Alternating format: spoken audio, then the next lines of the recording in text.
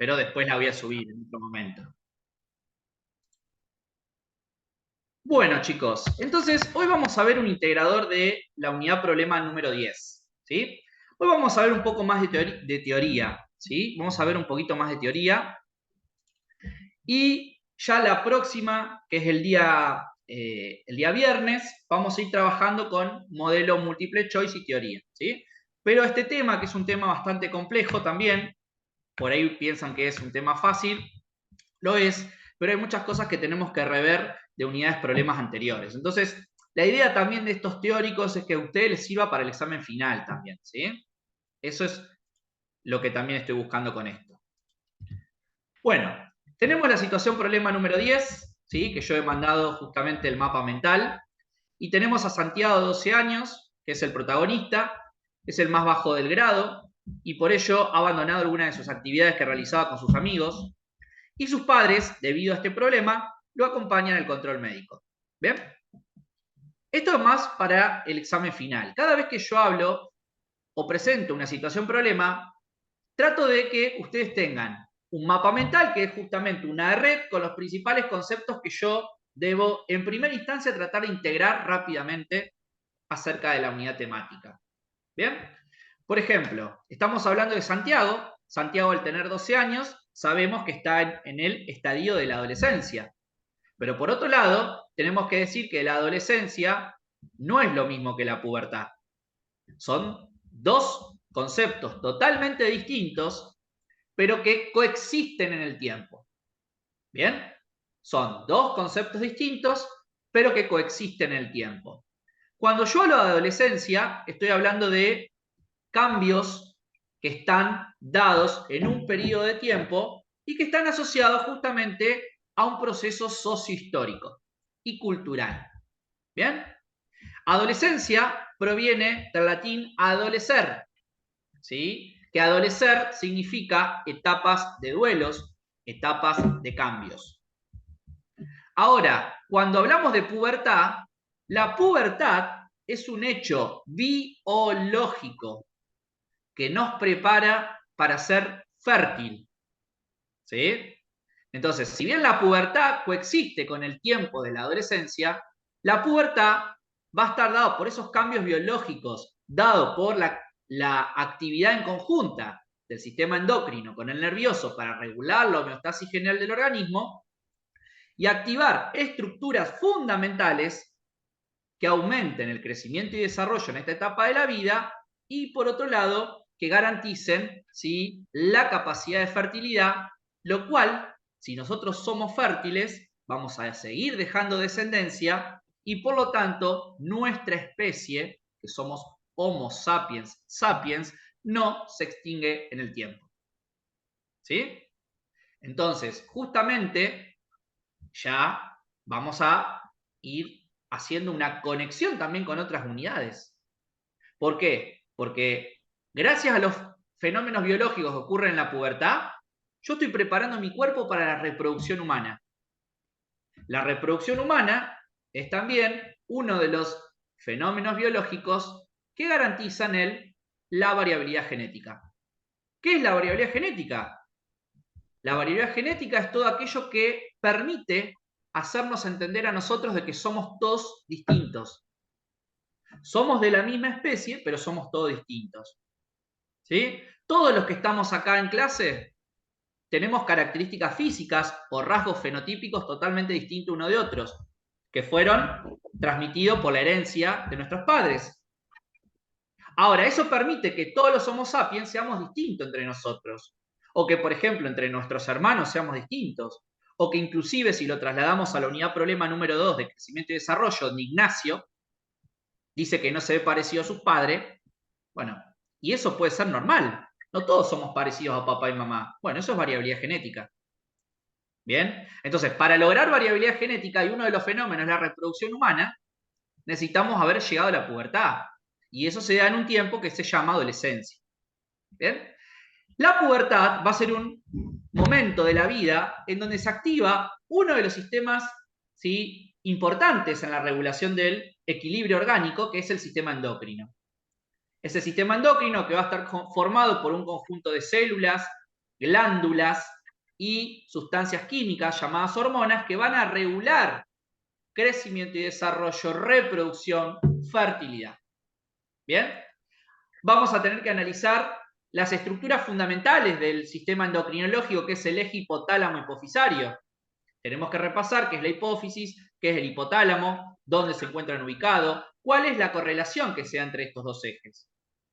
Tenemos que revisar la fisiología reproductiva que ustedes estudiaron allá por la UP número 5, muy general, cuando vieron reproducción humana. Es decir, cómo es el ciclo menstrual, cómo justamente la mujer produce la ovulación, para que en el caso de que durante las 36 horas posteriores a dicha ovulación, si tuvo relaciones sexuales y se encontró con un espermatozoide en la trompa uterina, se produzca la fecundación.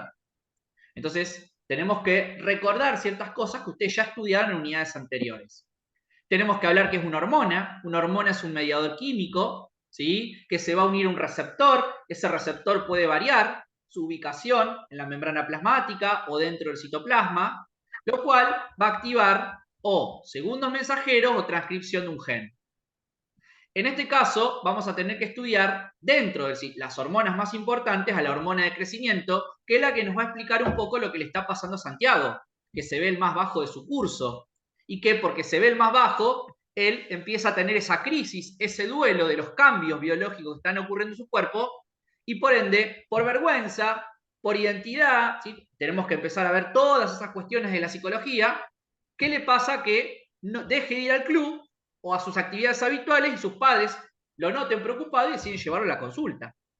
Y ahí nosotros vamos a recibir en el consultorio a Santiago y vamos a tener que analizar todo el contexto para poder explicarle que Santiago, al tener 12 años, es muy pronto decir que es el más bajo de la clase y que tiene una enfermedad, o que sea el más bajo es porque tiene algún trastorno. No. Recién tiene 12 años. Y nosotros tenemos que saber que los hombres hacemos el estirón puberal, que es el pico en la velocidad de crecimiento a los 14 años. Mientras que las mujeres hacen el pico del estirón puberal o de la velocidad de crecimiento a los 12 años.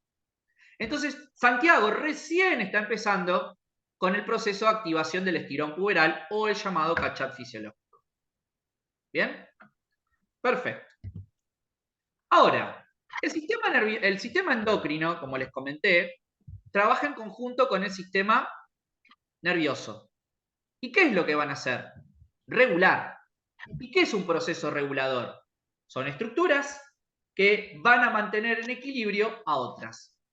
¿Bien? Entonces, por eso decimos que en el cuerpo existen dos redes de comunicación que controlan y regulan la homeostasis. ¿Qué era la homeostasis? ¿Se acuerdan qué era la homeostasis? ¿Qué significa homeostasis?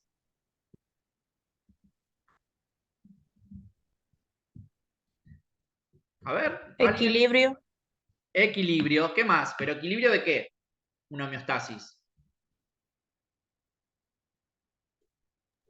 Del mantenimiento del cuerpo. Perfecto, Débora, equilibrio del medio interno. Perfecto. O, generalmente, esa es la definición correcta, equilibrio del medio interno. Pero podemos decir de manera más sencilla que es el correcto equilibrio entre todas las funciones del organismo. Pero puntualmente, cuando ustedes lleguen a segundo año, en una materia que se llama el ser humano y su medio, van a estudiar cómo esa homeostasis se da a nivel del medio interno. Que ahí vamos a tener que como englobar todo lo que aprendimos en primero y segundo año. ¿Sí? Entonces, vamos a decir que el sistema neuroendocrino trabaja en conjunto, nervioso y endocrino, y van a realizar funciones como comunicación, como integración y como control de funciones. Ahora, fíjense este cuadrito, yo esto se los voy a compartir después de la clase. Fíjense que hay una diferencia puntual, o cuáles son las principales diferencias entre el sistema nervioso y el sistema endocrino. El sistema nervioso tiene como funciones generales la sensitiva, la integradora y la motora. Sensitiva, ustedes saben que el sistema nervioso detecta estímulos de la periferia y los lleva a través de la vía de conducción a un centro de integración o de procesamiento. Que ese centro integrador puede ser la corteza cerebral, los núcleos basales, el cerebelo o la médula espinal. Y luego de la integración o la respuesta de coordinación se genera una respuesta motora, ¿sí? Un efecto, que puede ser la contracción muscular o la secreción de una glándula. Los tejidos efectores, es decir, a dónde se va a cumplir el efecto, van a ser el tejido nervioso, el músculo y el tejido adiposo. ¿Cuáles son las células efectoras? Las células musculares, lisa, cardíaca y esquelética, las células glandulares y las neuronas. Es decir, si hay tejidos donde yo voy a ir a actuar, hay células puntuales a las que yo voy a actuar. ¿Qué mensajeros químicos utiliza el sistema nervioso? Los neurotransmisores. Ahora, el sistema endocrino, fíjense que tiene más funciones relevantes, porque se va a encargar de las funciones corporales, del crecimiento y desarrollo, de la regulación del aparato reproductor, del establecimiento de los ritmos circadianos, que es justamente la regulación del tiempo entre noche y día. ¿Bien? Ahora, ¿dónde puede actuar? ¿En qué tejidos puede actuar el sistema endocrino? En cualquiera. En cualquiera. El sistema endocrino puede actuar donde quiera, en cualquier tejido o en cualquier célula. ¿Está? Y el mensajero químico va a ser una hormona. ¿Sí? Una hormona que viaja por la sangre hasta una célula o un tejido para cumplir los efectos fundamentales. Bien, entonces viene acá el concepto de glándula. ¿Alguien me puede decir qué es una glándula? ¿Qué es una glándula? Les voy a dar una ayuda. ¿Qué tipo de células forman a la glándula? Los epiteliales. Muy bien, células epiteliales. Perfecto. Decimos que las glándulas son células epiteliales que tienen actividad secretora. Eso es una glándula. Es un conjunto de células epiteliales que tienen actividad de secreción. Eso es una glándula. ¿Bien? Ahora, las glándulas se pueden clasificar en endocrinas, exócrinas o mixtas. Las glándulas endocrinas no tienen conducto, es decir, no van a volcar la secreción en un conducto. Entonces, ¿a dónde vuelcan su secreción? En la sangre. Fíjense, acá tengo una célula epitelial, otra célula epitelial, y alrededor de ella está el torrente sanguíneo. Veo los capilares sanguíneos. ¿Sí? Entonces, las glándulas endocrinas vuelcan su secreción a la sangre, directamente. En cambio, la exócrina la libera un conducto. ¿Ven? Acá veo una célula al lado de la otra. Recuerden que las células epiteliales son células que están una al lado de otra, no hay espacio entre ellas y se van a sentar sobre una membrana basal, que es un tejido conectivo. Y también las células epiteliales son avasculares. Por lo tanto, esas células epiteliales van a rodear un conducto y eso forma una glándula exócrina. ¿Ven? Acá puedo decir que esta glándula es una glándula que tiene células epiteliales cúbicas que rodean a un conducto y esa secreción de cada celulita la voy a volcar en un conducto determinado. Por ejemplo, ¿sí? Esto puede ser una glándula salival, ¿sí?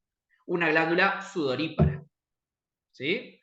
Ahora, mixta se puede llamar a la glándula cuando cumple ambas funciones, es decir, cuando vuelca su secreción en la sangre o cuando vuelca su secreción en un conducto. También a las mixtas, ¿cómo se las llaman? ¿Cuál es la otra manera en que puedo llamar a las glándulas mixtas? Anfícrinas. Muy bien, anficrinas. Perfecto. Anficrinas es lo mismo que decir mixta. Ahora, yo el otro día, en el video que les compartí en el chat, dije que las glándulas endocrinas, a su vez, se clasifican en cordonales o reticulares. Y la otra clasificación son las foliculares. ¿Está? ¿Se acuerdan algo que yo lo compartí en el video? Cordonales o reticulares significa que las células epiteliales que forman la glándula endocrina están unidas como si fueran un conglomerado. ¿Bien? Mientras que las foliculares presentan en el centro un coloide. ¿Bien? ¿Estamos? ¿Se acuerdan que algo yo les mencioné el otro día y les mostré el dibujo? ¿Sí? Van a ver que en el chat yo dejé un video el fin de semana donde ustedes tenían las diferencias entre las células cordonales y las foliculares. ¿Bien? Entonces las cordonales, las células están pegadas una al lado de otra. y lo único que alcanzo a ver son los capilares que la envuelven. Este ejemplo de las cordonales van a ser el páncreas, la suprarrenal, la hipófisis, la paratiroides. Ahora, la única que es folicular es la tiroides. ¿Bien? Va a presentar en el centro una región que recibe el nombre de coloide. ¿Sí? Recuerden que el coloide es un tipo de solución que va a presentar partículas o solutos que tienen un diámetro de entre 1 nanómetro y 100 nanómetros. ¿Sí? Eso también es un concepto que ustedes han estudiado ya en la unidad problema número 4. ¿Sí? Profe, ¿qué solutos tiene? ¿Qué solutos tiene el folículo? El folículo, el coloide. El coloide puede tener sodio, tiene yodo, tiene T3, tiene T4, ¿sí? Cualquier sustancia química que esté dentro del coloide ya es un soluto. ¿Está? Tiene sodio, potasio, magnesio, ¿sí? Lo que vos quieras ver del líquido igual al plasma, lo vas a contener dentro del coloide. ¿Sí? Nada más que las partículas, como hay tanta cantidad dentro del coloide y algunas partículas ya tienen un diámetro que lo podés ver al microscopio, entre 1 nanómetro y 100 nanómetros, por eso se lo llama coloide. ¿Sí? Muy bien. ¿Hasta acá vamos bien? Sí, Guillermo. Perfecto. Uy, no quiero borrar. Bien. Ahora, ¿qué es una hormona? Yo siempre digo que la hormona es el yo estímulo. Es decir, la hormona es lo que me está diciendo, voy a generar la estimulación de tal cosa. Voy a hacer tal cosa. Entonces, la hormona, le pongo esto a algo mío, que siempre cuando explico este tema, la hormona es como yo estimulo. Yo soy una hormona y yo estimulo esto, yo estimulo lo otro, yo estimulo lo otro. Son mensajeros químicos que son producidas por tejidos específicos y que van a ser transportadas justamente por el sistema vascular a otro tejido. Fíjense que el objetivo fundamental de estas sustancias químicas que están en la sangre es regular una determinada homeostasis. Fíjense qué es la homeostasis. La homeostasis es la conservación constante de las condiciones del líquido extracelular o el ambiente interno, que ahí vamos a lo que dijo, si no me equivoco, a ver, en el chat, lo dijo Débora Conte. Muy bien, Débora. Ella hablaba del equilibrio del medio interno. Entonces, eso que dice ahí, que son el mantenimiento de las constantes del líquido extracelular o del medio interno, representaría lo más complejo del proceso homeostático, ¿bien? Para que los seres vivos podamos mantener funciones en equilibrio. Ahora, ¿cómo se comunican las células? Las células se pueden comunicar, o las glándulas, que forman, en este caso, los tejidos glandulares. Fíjense, acá tengo una glándula o una célula que puede comunicarse a distancia. Eso se llama comunicación endocrina. Ahora, cuando esta glándula libera una hormona para estimular a una glándula o célula vecina, se llama parácrina. ¿Sí? Está estimulando una célula adyacente o periférica. Y cuando esta glándula libera una hormona para regularse a sí misma, se dice que ese tipo de comunicación celular se llama autocrina. Esa misma hormona le permite regularse a sí misma. ¿Bien? Ahora, otros tipos de comunicación es la nerviosa, que es la que ocurre en el tejido nervioso. Una neurona, por sinapsis, libera un neurotransmisor, esto es una sinapsis química, y así sucesivamente va estimulando a toda la secuencia de neuronas para formar redes neuronales. Ahora, la comunicación neuroendocrina se va a ver en la hipófisis posterior o en la neurohipófisis. Fíjense que una neurona estimula a otra, libera un neurotransmisor, y la segunda neurona va a producir una neurohormona que luego va a ser volcada en el torrente sanguíneo.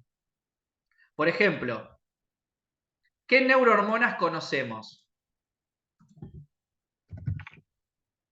La antidiurética, ¿sí? Y la oxitocina.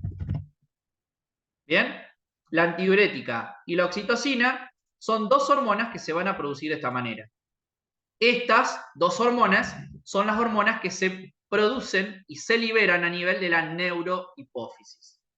¿Por qué de la neurohipófisis? Porque la neurohipófisis se comunica a través de axones con núcleos del hipotálamo. Cuando llega a la neurohipófisis, libera estas dos hormonas, la antidiurética, que regula la concentración de la orina, que la orina sea más diluida o más concentrada, depende de la antidiurética, y la oxitocina, que va a ser la hormona del parto, la hormona del placer, la hormona de las emociones, ¿sí?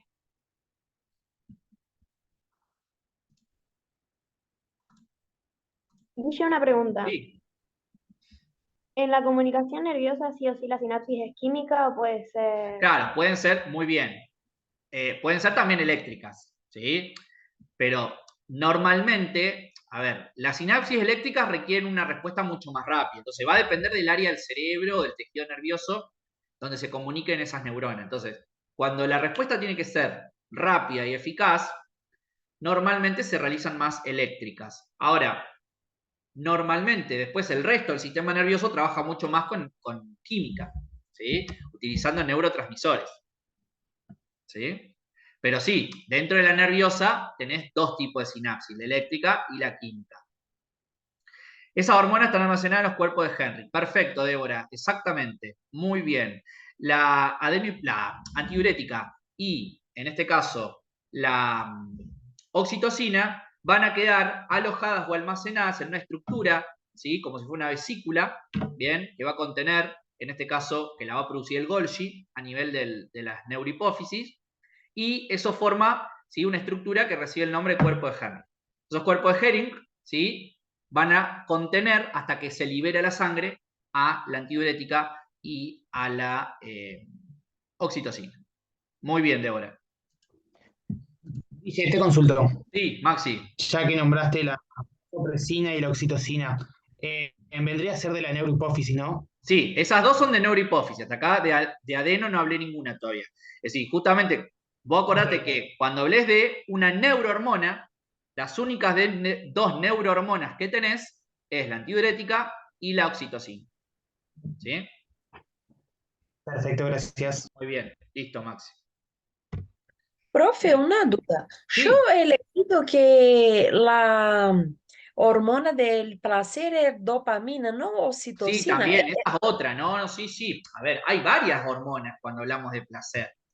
Es decir, Porque yo he leído que la principal de oxitocina es en el momento del parto sí, y después en la eyección de la leche. claro, eso para la eyección de la leche, pero por ejemplo, el vínculo materno, el apego cuando, eso lo vamos a hablar un poco más en nutrición.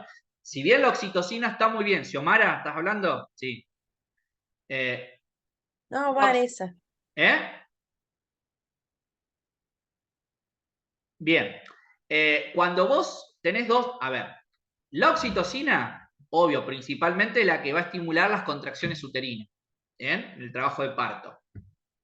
Por otro lado, vas a tener que la oxitocina permite la eyección de leche en la lactancia materna. Ahora, también, para que esa oxitocina se pueda liberar, necesita haber un apego, es decir, el calor humano entre la mamá y el bebé. Entonces, de ahí viene que es una de las hormonas del placer. ¿Sí? Pero cuando hablemos Sí, de porque sistema yo tengo una... límbico, emociones, Sí, vos ahí vas a hablar yo, de la dopamina. sí, yo tengo una hija y cuando ella lloraba, mi mamá lloraba leche, Ajá. mucho, mucho. Sí, exacto. En el exacto momento en que ella lloraba, ¿Viste? me... Sí. Bueno, ese es tu sistema nervioso, ¿ves? En realidad, el llanto de tu nena, ¿qué es lo que hizo? Activar las respuestas emocionales para empezar a producir leche. Sin necesidad que vos la hayas tocado a ella o que ella haya hecho la succión. Sí, es ¿Sí? verdad. Por eso decimos que tiene que ver con la conexión con el placer. Ya el otro placer que uno que lo vemos, hay muchas cosas para hablar, ¿no? de la biología en psiquiatría. Tenemos justamente que la dopamina y la serotonina son hormonas que también van a estar regulando el placer. Pero cuando estas empiezan a presentar un déficit, entramos en la famosa depresión. Entonces, tenemos que tomar medicamentos que levanten o realcen esa concentración de estos neurotransmisores, que también son neurohormonas, que permitan nuevamente llevarnos a sensación de placer estable. ¿Sí? Bien, Sí, muchas gracias, profe. no de nada. Ahora, tipos de hormona.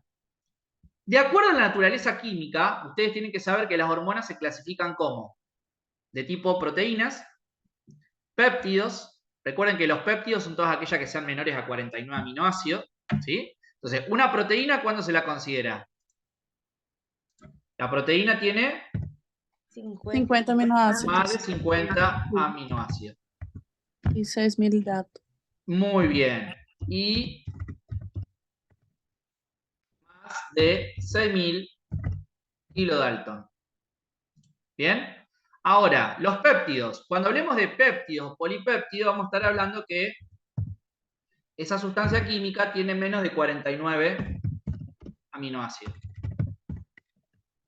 Bueno, A y A. ¿Sí? Ahora, vamos a tener que dentro de las proteicas tenemos a la insulina, la corticotropina o la LH. Que la LH en realidad es una glucoproteína, como también lo es la folículo estimulante, o FSH. Dentro de los péptidos vamos a tener al factor liberador de gonadotrofinas, GnRH, oxitocina, ¿sí? Vasopresina, que es la vasopresina, la antidiurética. La oxitocina y la vasopresina son dos neurohormonas, pero son péptidos, no llegan a ser proteínas. ¿Bien? Entonces, acá también voy a agregar, además de la LH, la FSH, como proteicas, la tirotrofina, TSH, que son las hormonas que más vamos a hablar. ¿Y cuál otra más? La de crecimiento, la GH. Ahí tenemos las hormonas fundamentales que vamos a hablar en esta unidad problema. ¿Sí? Entonces, hormonas proteicas, folículo estimulante, tirotrofina, hormona de crecimiento, insulina, corticotropina y luteinizante. Como péptidos, menos de 49 aminoácidos, por ejemplo, tengo el factor liberador de gonadotropina, que eso es un péptido de 3 aminoácidos. Voy a tener las hormonas que deriven del grupo amina, es decir, de un aminoácido, del grupo funcional amino. Y ahí voy a tener la tiroxina o T4, la dopamina, la melatonina, la adrenalina. También, además de la tirosina, está la triotironina, que es la T3. La tirosina sería la T4. Recuerden que la T4 se forma a partir de la T3. ¿Sí? Ahora, vamos a tener las lipídicas. Dentro de las lipídicas tenemos las que se forman a partir del colesterol, que reciben el nombre de esteroideas, como el cortisol, la progesterona, la vitamina D. Y aquellas que derivan de los ácidos grasos, como son las prostaglandinas, que son sustancias reguladoras del dolor y de la respuesta inflamatoria. Perfecto, Débora. Más de 50 aminoácidos, una proteína. Bien. Ahora, fíjense que cuando uno habla de cómo se producen las hormonas proteicas, ustedes van a tener que recordar síntesis de proteína. Tenemos el núcleo celular, el retículo endoplásmico, con los ribosomas en su superficie, y el Golgi. Fíjense que cuando la proteína se forma, el Golgi le da una vesícula. Ahora, para que la célula libere la hormona al exterior, lo hace por exocitosis, que es un transporte de membrana, de justamente un transporte en masa, porque las partículas que va a liberar tienen un alto peso molecular. Y para que yo libere esas hormonas a la sangre, la libere afuera de la célula, necesito del aporte de calcio. ¿Sí? El calcio, que va a entrar por canales voltaje dependientes a cualquier célula, va a estimular, si esa célula es una glándula, va a necesitar calcio de afuera o calcio que está dentro de la misma mitocondria. Entonces, vamos a ver que cuando una glándula tiene que liberar una hormona al exterior, va a necesitar de aportes de calcio que permitan inducir que esa vesícula se libere al exterior. Y ese mecanismo de liberación se llama exocitosis, que es un transporte en masa. Ahora, fíjense que las hormonas precursoras del colesterol, como pueden ver, vienen de lo que se llama el ciclopentano peridrofenantreno. Acá estamos viendo justamente que el colesterol no es un tipo de lípido, sino que es un derivado. ¿Bien? Siempre dicen, el colesterol es tipo de grasa. No, es un derivado. En realidad no es un tipo de grasa. ¿Sí? Sino que, fíjense que va a estar formado por un conjunto de anillos carbonados con grupos metilos, que de acuerdo a las uniones químicas, en forma cíclica o en anillo, como es acá, o en forma lineal, van a formar una estructura que se asemeja a los lípidos. ¿Bien? Pero no es un lípido en sí, es un derivado. Ahora, esto también se los dije en otra de las clases de estos días. Las hormonas, además de por su naturaleza química clasificarse en peptídicas, proteicas, glucoproteicas, derivadas de amino, derivadas del colesterol o esteroideas, se van a clasificar según su solubilidad en hormona liposoluble o en hormona hidrosoluble. Las hormonas liposolubles, por ejemplo, son las esteroideas o las tiroideas. Liposoluble quiere decir que tienen afinidad con el lípido, pero rechazan el agua. Ahora, las hormonas hidrosolubles son aquellas hormonas peptídicas o proteicas y que tienen afinidad por el agua, es decir, se pueden disolver en el plasma. Ahora, las hormonas liposolubles necesitan de una proteína que la transporte, ¿sí? Porque no se mezcla con el agua, ¿sí? Ahora, fíjense que los receptores, ¿dónde se va a unir esa hormona? Dijimos que la hormona liposoluble se une a receptores que están dentro de la célula y preferentemente en el núcleo, para activar una transcripción de genes. Ahora, las hormonas hidrosolubles se van a unir a receptores que están en la membrana plasmática para desencadenar una activación de segundos mensajeros. ¿Bien? Ahora, las hormonas liposolubles tienen una vida media larga, que puede durar horas o días, y las hidrosolubles, como no viajan con transporte, se agotan rápidamente, cumplen su función y chao, desaparecen. Ahora, pregunta que les van a preguntar a ustedes en el examen o en el parcial. Primero, ¿dónde se producen las proteínas que van a transportar a las hormonas liposolubles? ¿Alguien sabe?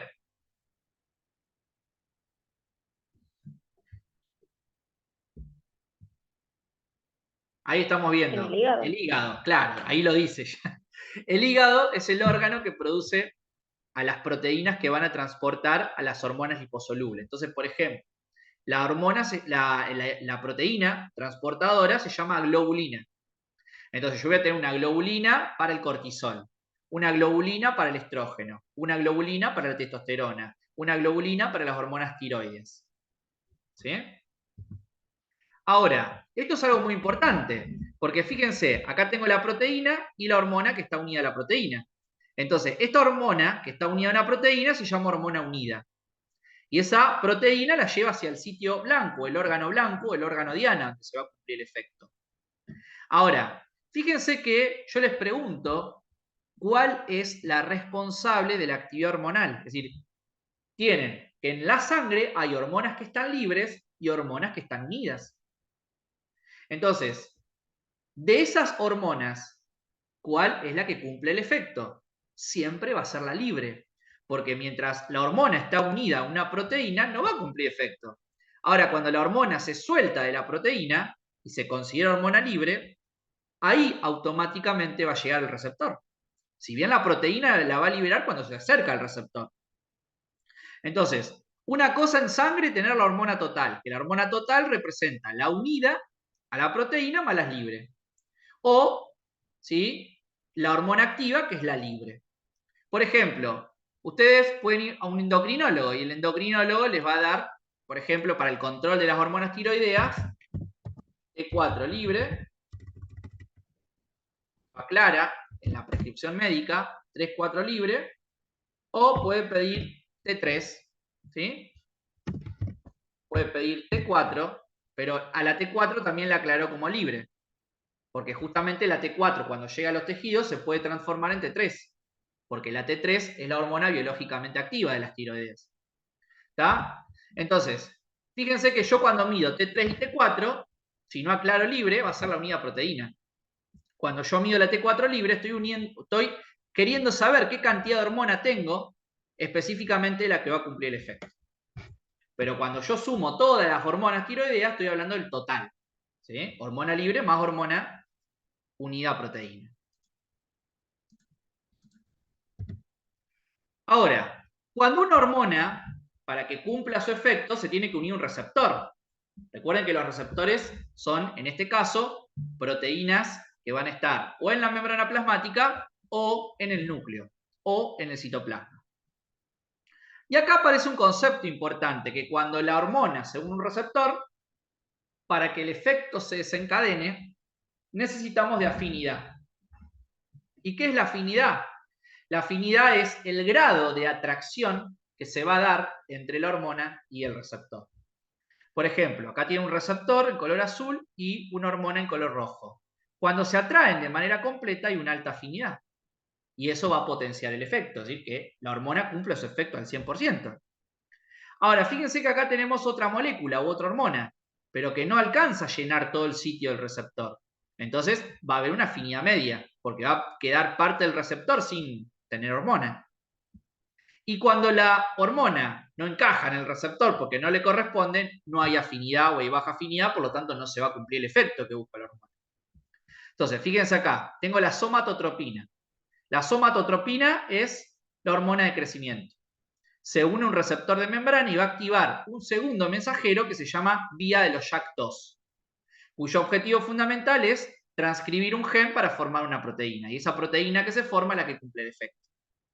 Entonces, fíjense que para que una hormona cumpla su efecto, al unirse a un receptor se cumple la hipótesis llave-cerradura, lo mismo que estudiamos encima ya por la UP1. Entonces, la hormona se une a su receptor puntual. Si es de membrana, va a activar segundos mensajeros. Si es intracitoplasmático, va a activar la cascada genética. ¿Ven? Que esto también se los puse en una clase en los videos estos días. Las hormonas proteicas se unen a un receptor de membrana, mientras que las hormonas esteroideas o las derivadas de la T3 y T4, es decir, las tiroideas, perdón, se van a unir a receptores nucleares. Con excepción, yo les dije, del estrógeno. Los estrógenos, ¿sí? Los estrógenos, recuerden que tienen receptores en el citoplasma. El estrógeno tiene receptores citoplasmáticos.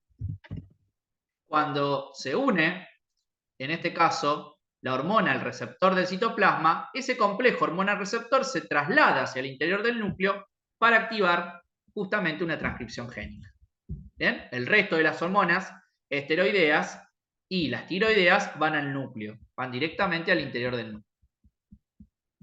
¿Hasta acá vamos bien? Sí, profe. ¿Se va entendiendo? ¿Alguna pregunta?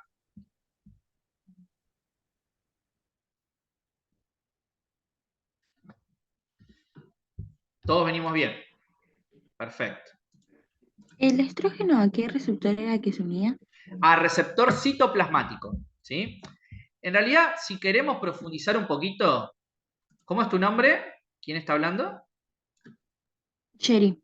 Sherry. Bueno, vamos a hacer una cosa. Por ejemplo, vamos a suponer que este es el receptor del estrógeno.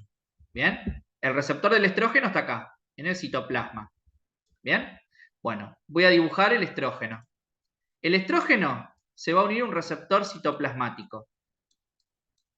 ¿Bien? Pero ¿qué pasa? Vos fíjate que el receptor que está acá en el citoplasma está solito y corre riesgo que las enzimas que están en el citoplasma lo puedan dañar. Entonces, para evitar que ese receptor sea dañado por las enzimas, va a tener una proteína que se llama chaperona o proteína del shock térmico. Esa proteína, ¿sí?, que va a estar al costadito del receptor, lo que hace es evitar que las enzimas del citoplasma lo dañen, hasta que llegue la hormona y se una a ella. Entonces, cuando el estrógeno se une al receptor citoplasmático, la chaperona se suelta y se destruye. Entonces, el complejo hormona-receptor se va a dirigir hacia el interior del núcleo para activar a un gen puntual que se llama gen HER. El gen HER recibe el nombre de gen específico de respuesta hormonal. Así se llama el gen que va a estimular el complejo hormona-receptor del estrógeno o el complejo hormona-receptor de progesterona, de tiroides, de testosterona, pero ya dentro del núcleo. Entonces, esa hormona unida al receptor del citoplasma, una vez que se liberó la chaperona y se destruye, el complejo hormona-receptor llega adentro del núcleo estimulan al gen HER, se transcribe, se transforma en ARN mensajero, el ARN mensajero madura a través del capping, de la poliadenilación y posteriormente del splicing alternativo, sale del núcleo y en el citoplasma genera una proteína a nivel del ribosoma. ¿Sí? Ese es el mecanismo de acción. Entonces, lo único que cambia del estrógeno con el resto de las hormonas esteroideas es que el estrógeno se une a un receptor citoplasmático. ¿Se entiende, Sherry? Sí, sí, perfecto, Bien. gracias. De nada. El resto es todo igual. Ya el mecanismo de acción final termina siendo el mismo. Consulta, ¿Sí? para estimular la transcripción no se suelta el receptor de la hormona. Claro, no. Es decir, en realidad van conjuntos. ¿Sí? Para que el efecto esté, tiene que haber afinidad. Entonces no se tiene que soltar la hormona del receptor. Siempre va junto. Cuando se formó el complejo hormona-receptor, ahí activas la transcripción génica. Pero ¿qué pasa? A ver, esta, que es la estrógeno, tiene que venir del citoplasma, se tiene que meter al núcleo. En cambio, el resto, ya sea la testosterona, la progesterona, va directamente al receptor que está dentro del núcleo, que está adherido al ADN. Ese receptor nuclear está pegado al ADN, a la molécula de ADN. Entonces, cuando la hormona se une al receptor, ahí se va a estimular el efecto, es decir, a un pedacito de ADN que se llama GER, gen de respuesta específica hormonal, lo transcribimos. ¿Sí? Ah, ok, gracias. Pensé que se soltaba el receptor y hacía el efecto solamente en ese momento la hormona. No. Siempre sí o sí, vos acordate que para cumplir un efecto, por eso hablamos de agonismo o afinidad. Sí o sí la hormona tiene que unirse al receptor y a partir de ahí tiene que desencadenar la respuesta. ¿Sí? Sí o sí tiene que estar unida. Si bien después puede pasar, una vez que se cumplió el efecto, se sueltan, no es que queda ahí adherida. Se van las dos, desaparecen. ¿Sí? Ok, entiendo, gracias. Bien.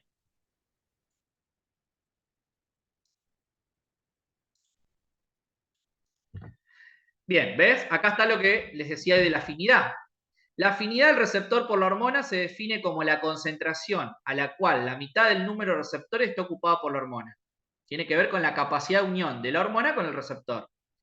Y la sensibilidad es cuando la hormona, ¿sí?, a una determinada concentración, cuando logró ocupar la mitad del receptor, ya empieza a generar efectos. ¿Sí? Entonces, cuando hablamos de que un receptor es sensible a una hormona, ya con que el receptor se haya llenado la mitad y tiene afinidad para esa hormona, el efecto ya se empieza a desarrollar. Por eso es como recién te explicaba, no sé, el compañero que recién habló, sí o sí necesitas que todavía la hormona esté en el receptor, porque ya con la mitad del sitio lleno estás cumpliendo efecto. ¿Sí? Entonces, los dos términos, que esto es muy importante el día de mañana que ustedes estudien enfermedades metabólicas o endocrinas. ¿Sí? La afinidad y la sensibilidad. Conceptos básicos para entender las patologías endocrinas. Ahora, el sistema endocrino también realiza procesos de retroalimentación. Pero no sé si se dijeron justo. Claro, el receptor se satura cuando se llena, lo mismo que la enzima. ¿Sí? Cuando se satura, el efecto se va a seguir realizando. ¿Sí? Entonces, vos tenés que con la mitad de la concentración, claro, es igual, tal cual, Débora. Es como dice Débora. La hormona, cuando se une al receptor, chicos, va a desencadenar el mismo efecto que la enzima. ¿Se acuerdan que la enzima, cuando llenaba el sitio activo, se saturaba y a esa velocidad se mantenía su acción? Que después, a partir de ella, íbamos a estudiar la KM, la constante, que medía el grado de afinidad entre el sustrato y la enzima. Bueno, acá es casi igual. El receptor, con que esté ocupado la mitad y corresponda para la hormona determinada porque hay afinidad, se cumple el efecto. Ahora, cuando el receptor se satura, el efecto va a llegar a su máximo. ¿Sí? O va a trabajar a un nivel estable, porque ya se saturó. Va a ser como lo que necesita el receptor, estar saturado para terminar de cumplir el efecto. Muy bien. Me gusta, muy buenas preguntas, son preguntas finas. Esto en un examen está muy bueno. ¿Sí? Ahora, fíjense que existen feedback o formas de retroalimentación que en una de las preguntas que yo compartí ayer en el chat, ¿sí?, que voy a buscarla, que muchos la han hecho mal. Por ejemplo, una de las preguntas que yo ayer les puse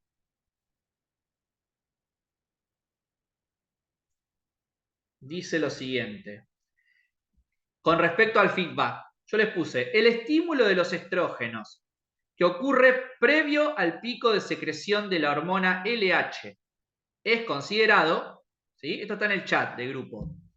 Le puse A, retroalimentación positiva, B, retroalimentación negativa, C, retroalimentación común. 43 personas marcaron que es una retroalimentación negativa y 4 personas marcaron que es una retroalimentación positiva. Voy a felicitar a las 4 personas que marcaron retroalimentación positiva. ¿Por qué? Porque si bien nuestro organismo, para mantener la homeostasis, trabaja con retroalimentación negativa.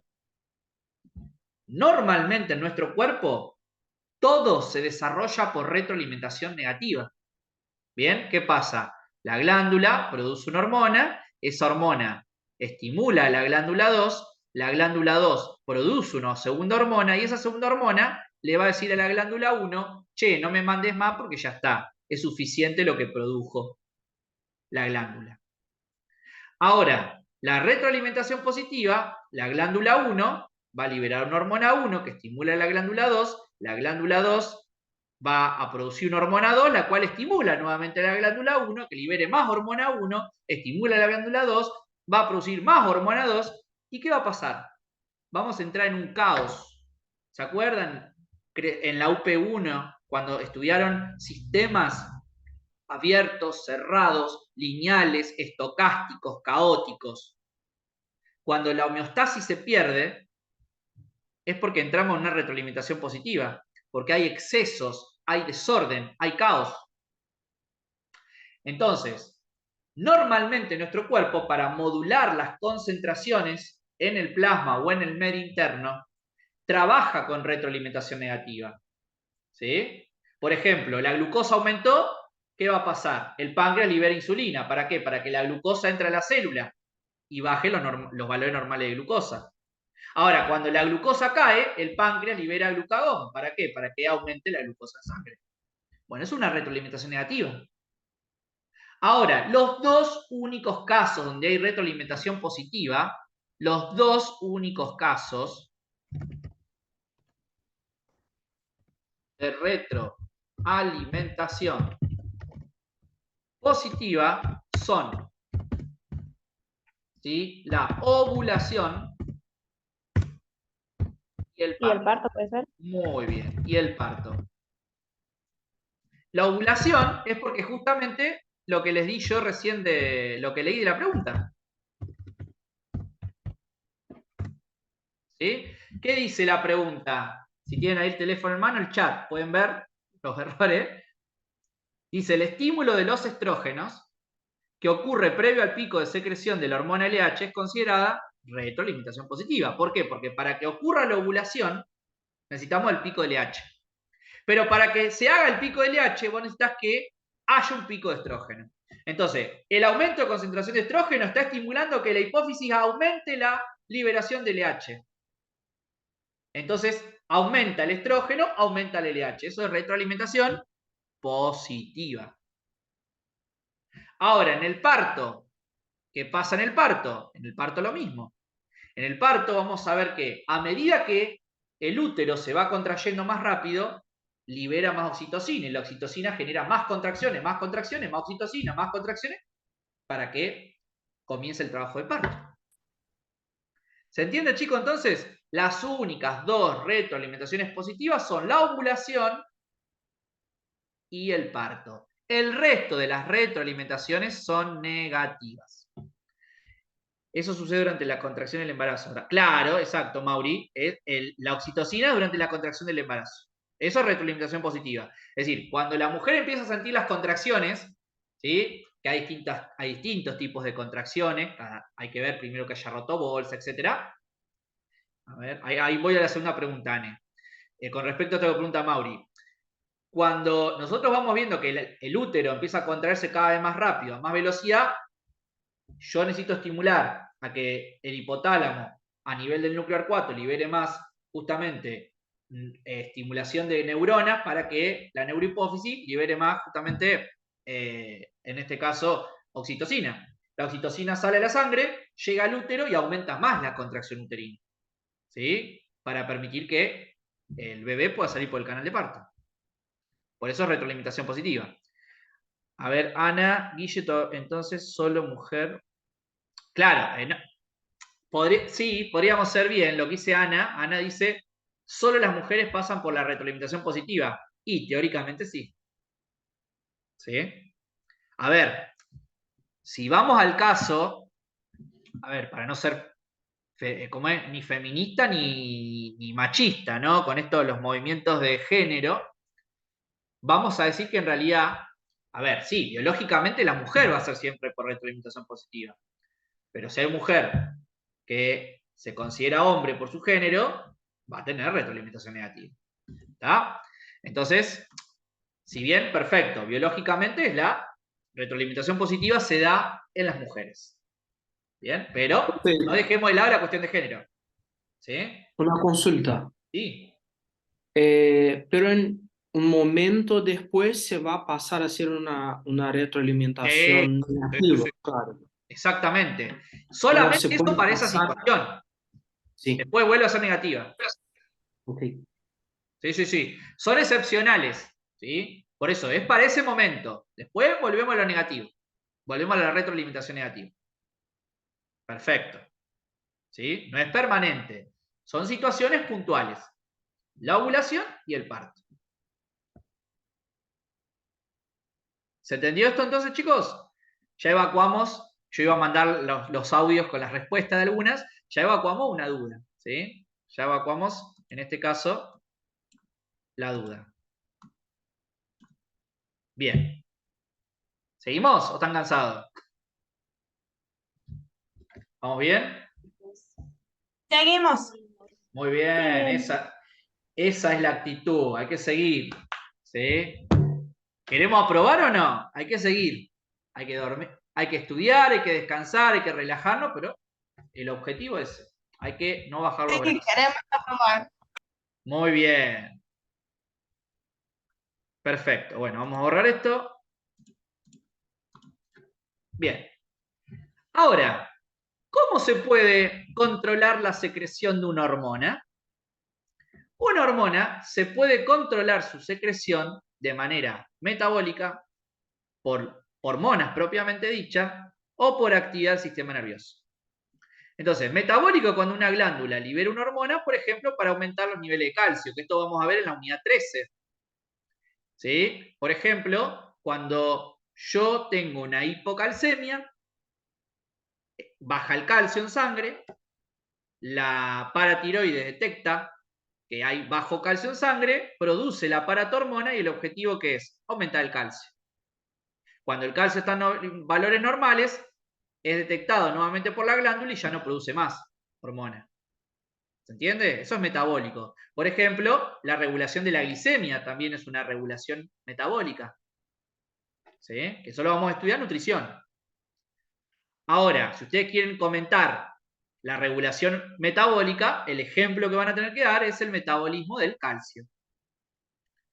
Ahora, la regulación hormonal. Una glándula produce una hormona, va a estimular una glándula 2, la glándula produce una hormona, va a estimular a otra. Va a cumplir funciones, pero a su vez la hormona 2 le dice a la primera, che, basta, pues ya mi concentración es estable, es normal. ¿Bien?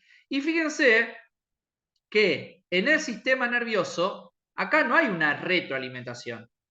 De acuerdo al estímulo, mi sistema nervioso estimula, ¿sí? Los estímulos externos, ¿sí? Van a estimular a la neurona que produzca oxitocina o antidiurética, etc. Pero acá no hay una retroalimentación negativa, porque cuando el estímulo se va, la neurona ya no actúa. ¿Se entiende?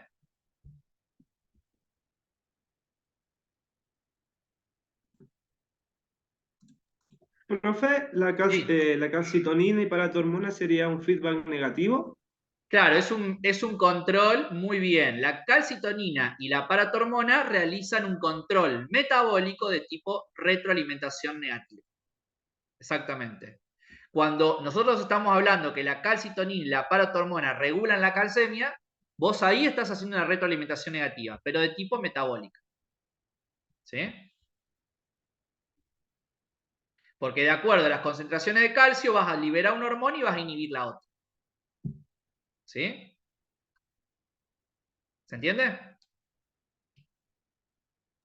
Sí, sí, gracias. Perfecto.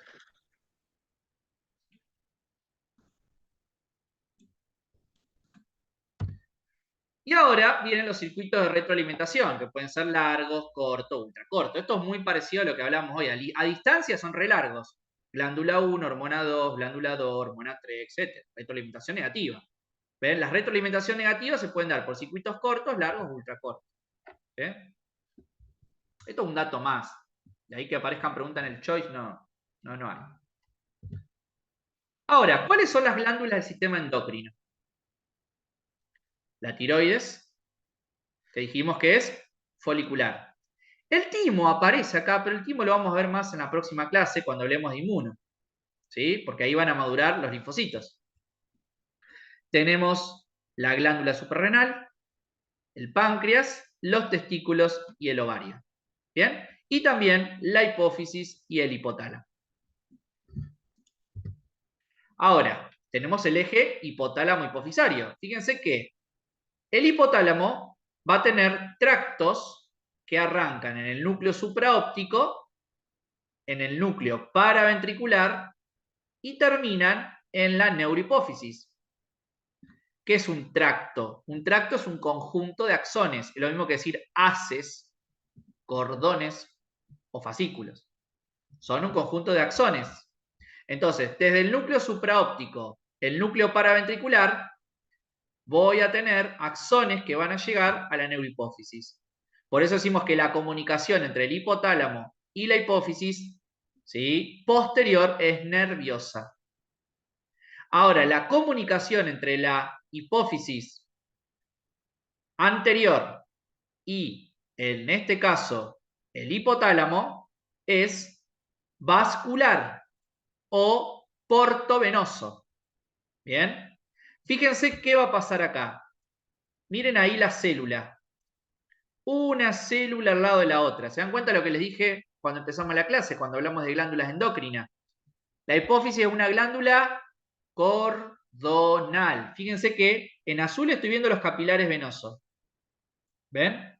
Entonces, rodeando el conjunto de células que están una al lado de otra, formé la glándula cordonal o reticular. ¿Sí? ¿Estamos? Ahora, ustedes van a tener distintos ejes.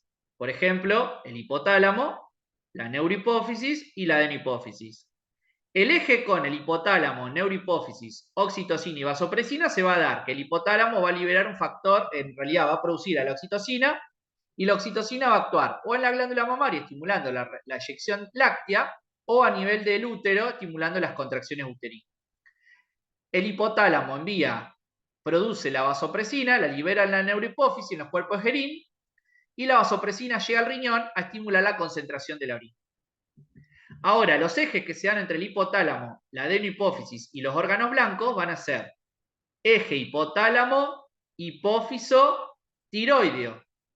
Vamos a ver que el hipotálamo va a liberar un factor liberador de tirotropina, que va a actuar sobre las células tirotropas. Las células tirotropas van a producir tirotrofina, las cuales van a actuar en sangre, van a llegar a la tiroides, al folículo tiroideo, se van a unir a un receptor de membrana, van a desencadenar una respuesta de segundo mensajero y van a permitir que el folículo tiroideo produzca T3 y T4 y las mismas sean volcadas a la sangre.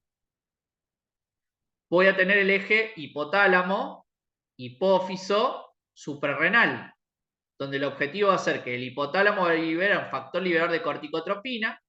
Este va a actuar a nivel de las células corticotropas, liberando adenocorticotropina, la cual va a salir a la sangre y en la sangre, por sangre, llega a la corteza suprarrenal, estimulando a que se produzcan las hormonas corticales.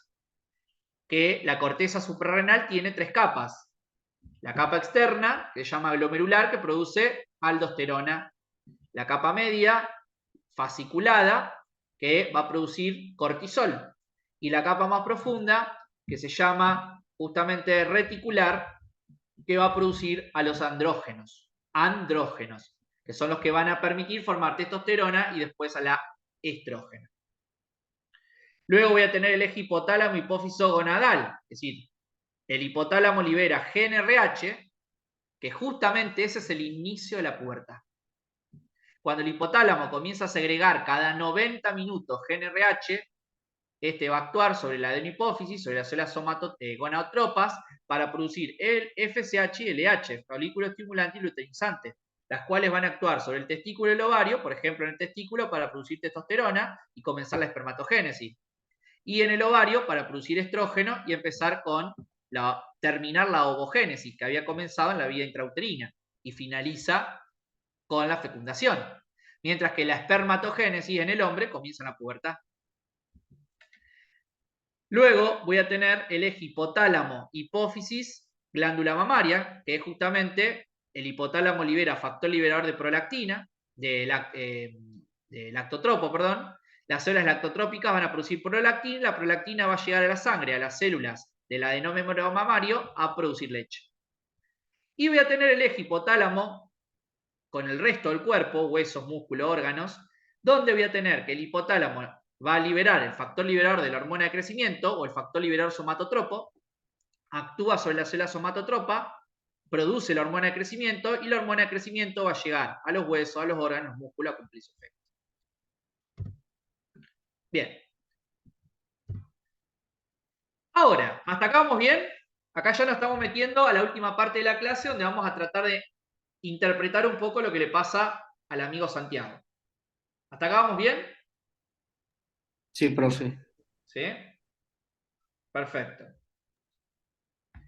Bueno, Santiago es el más bajo de la clase, ¿no? De su grado. Entonces, yo les pregunto a ustedes, ¿qué harían si fueran el médico de Santiago? A ver, ¿alguien se anima a decir algo? ¿Qué harían si son el médico de Santiago? ¿Qué les parece? Primero lo mediría. Bien, a ver. Lo vas a medir. ¿Cómo lo vas a medir? En realidad, el percentilar. Bien, lo vamos a percentilar. ¿Y qué significa que lo vas a percentilar?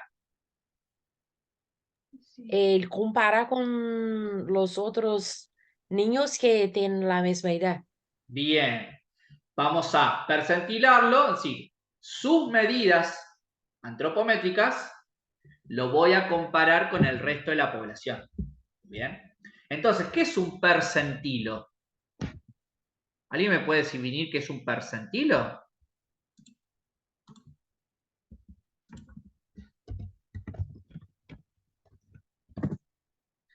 ¿Qué es un percentilo?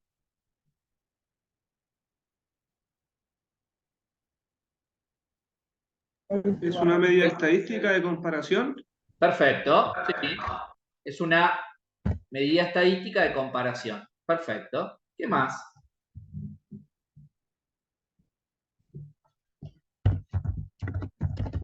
Vamos a decir que es una unidad. Es una variable que se establece entre el...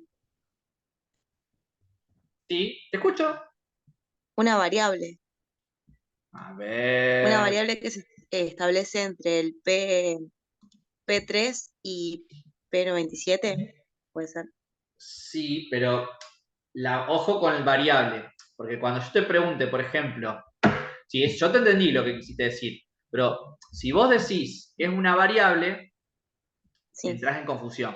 Porque una variable es una característica que fluctúa. ¿Sí? Entonces, ¿cuál va a ser la variable? El peso, la talla, el perímetro esférico. Es decir, es un parámetro que va a fluctuar, que va a variar. Eso es una variable. ¿Sí? Sí. Entonces, esa variable a vos te va a llevar un percentilo. ¿Sí? Que es lo que vos dijiste justamente muy bien, que va a haber un percentilo, que es el percentilo 3 y el 97, que es lo que vamos a llamar normal. Bien, pero en realidad la variable es una característica que fluctúa. Para no decir que varía, ¿sí? Es una característica que fluctúa, que va cambiando. que va cambiando. ¿Sí? Entonces, un percentilo, como bien dijo el compañero recién, ¿cómo?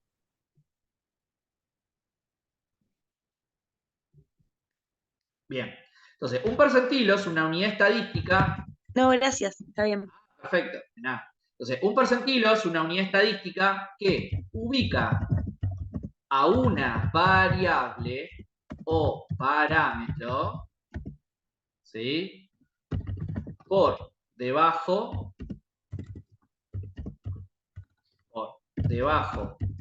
o superior a este en relación a un grupo poblacional. Ese es el concepto de percentilo. Un percentilo es una unidad estadística que ubica a una variable o parámetro por debajo o superior a este. Es decir, vamos a suponer que Santiago lo midieron. Van a medir su talla. Perfecto. Ahora yo pregunté recién cómo miden la talla de Santiago. Vamos a suponer que la talla de Santiago tiene 12 años y me cayó en el percentilo 25. Me dio más o menos 130 centímetros. Bueno, me dio en el percentilo 25. Y está dentro de lo normal. Quiere decir que vos tenés que un 25% de los niños están por debajo del nivel de Santiago y un 75% está superior a los niveles de Santiago. ¿Se entiende hasta ahí? Si te hubiera dado la talla de Santiago, 25. Eso es un percentilo.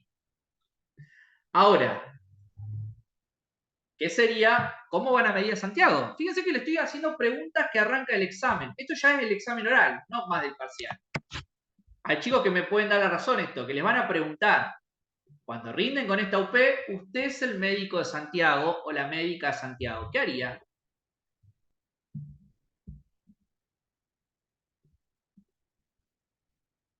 Tenemos un montón de cosas para contestarle al docente ahí. ¿Qué les parece? Comparar se Santiago sempre tuve una taxa normal e quedó el crecimiento, o, ¿me Sí. entiende? Sí, te entiendo, pero, a ver, ¿qué harían entonces ustedes? Yo te entiendo perfecto, si quedó en esa talla, pero en realidad, ustedes... Yo también preguntaría por la familia, para ver genéticamente su familia, si es alta, si es baja, y también le diría que él todavía no está en su pico de crecimiento, o sea, está en su crecimiento, pero todavía falta crecer, Perfecto. que es, tipo, que es normal para su edad. Sí, bien, Gisela, ¿no? ¿Sí? Perfecto, Gisela. O Giovanna, no sé qué. Giovanna. Giovanna, Sí, perfecto. Bueno, entonces, perfecto. Sí, eso es una cosa que vos le vas a contestar a los padres, ¿estamos de acuerdo? O al propio Santiago. Pero, ¿qué harían? Ustedes, a ver, yo les cuento lo que haría si me llega Santiago a mi consultorio. Si Santiago me llega a mi consultorio, lo que haría primero es compararlo con el resto de la población. Aparte, va a ser la primera vez que lo vamos a ver a Santiago, ¿no? Es la primera vez que me llega este paciente. Entonces, ¿qué voy a hacer? Lo voy a medir. Voy a medir su talla. Entonces, ¿cómo mido su talla? ¿Cómo se mide la talla normalmente? ¿Hay formas de medir la talla? Sí, por medio del tallímetro. El tallímetro, perfecto. Porque hay otra forma también de medir la talla, aparte del tallímetro.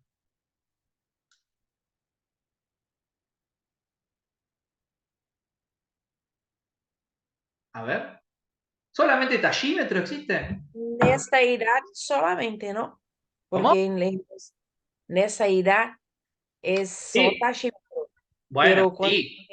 es diferente. Perfecto, Vani. Perfecto, Vanessa. En esa edad es tallímetro. Pero yo te estoy preguntando, para medir la talla, ¿solamente tienen el tallímetro?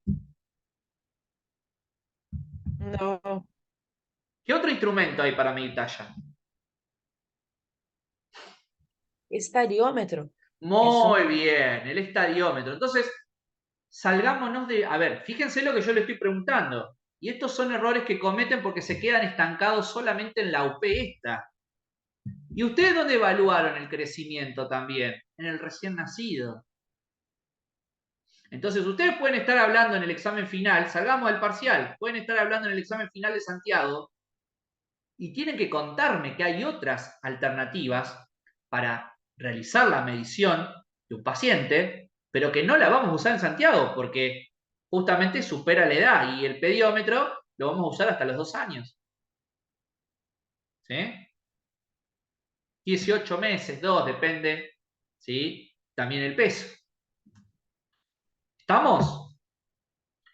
Bien, entonces yo lo voy a medir a Santiago. Vamos a suponer que Santiago mide 1 metro, vamos a decir que Santiago mide 1,10 metros y tiene 12 años, ¿no? Estamos acá. Santiago tiene 12 años y me dice que tiene 1 metro. Uy, se me va el teclado. Bueno, vamos a suponer que me da 1,10 metros. ¿Qué pasó ahí?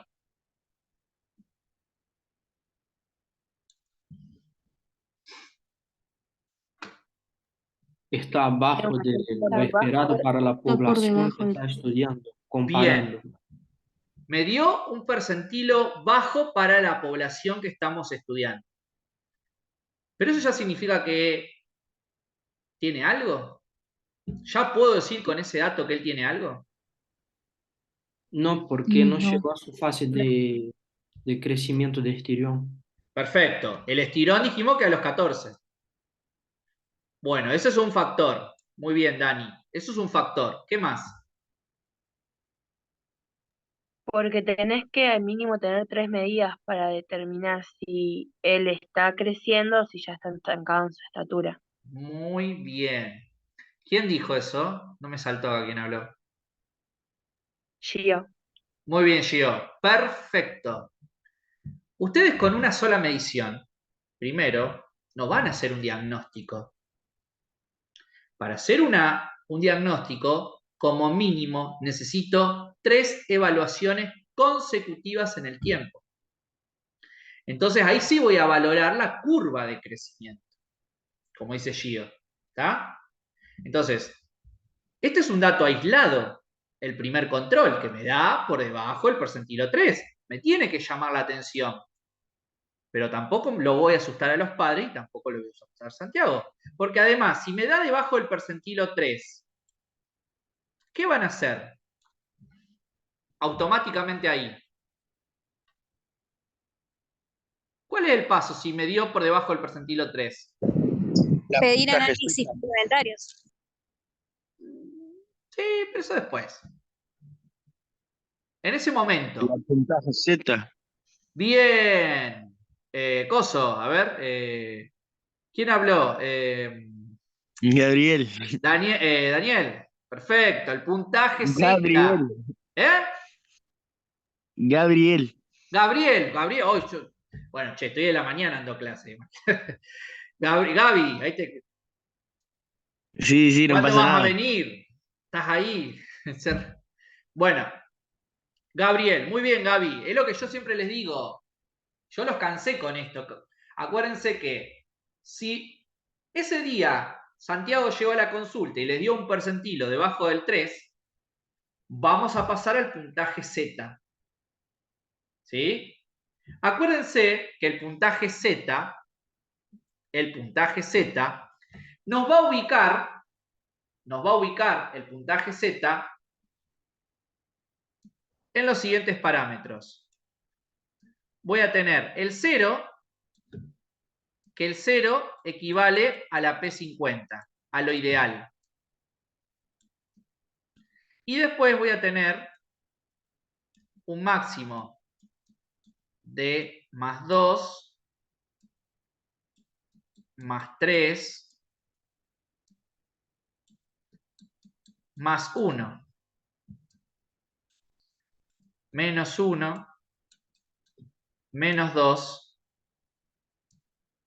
y menos 3. Ahora, vamos a suponer que la talla de este muchachito me quedó acá, entre menos 1 y menos 2, para los 12 años. ¿Qué pasó? Vamos a suponer que en la tabla de percentilo me quedó en el P3, por debajo del percentilo 3. Ahora vos usaste la tabla de Z, usaste el puntaje Z, y te quedó entre -1 y -2. ¿Qué significa eso? ¿Está bien? ¿Está mal? ¿Debería esperar?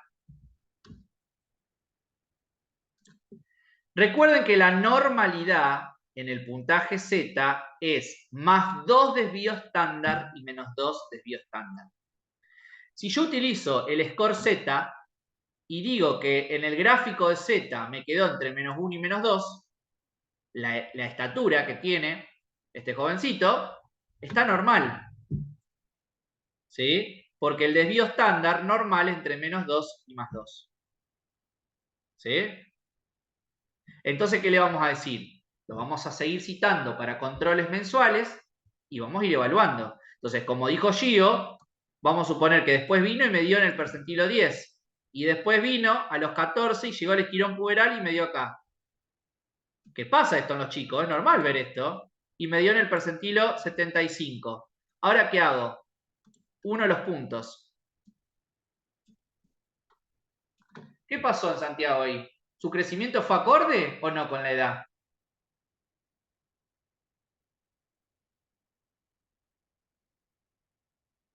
¿Qué les parece ahí?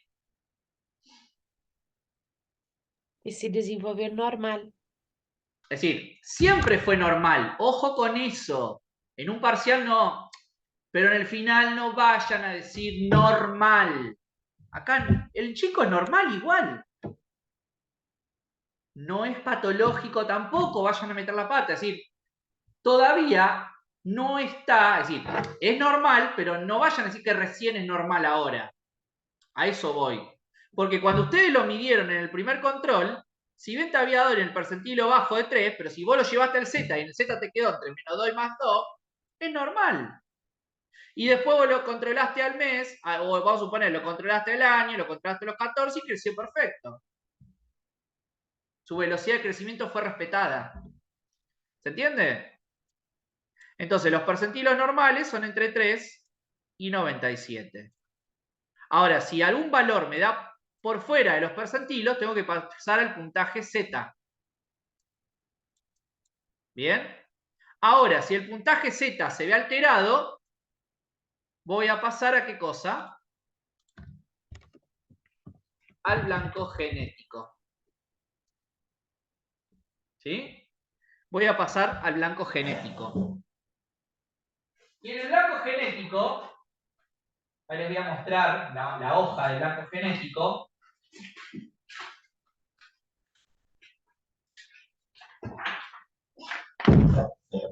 En la hoja de blanco genético, si me quedó fuera el blanco genético, si el puntaje Z no me dio,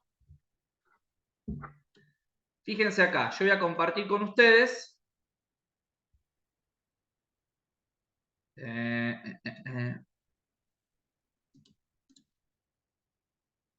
Tengo que cambiar esto.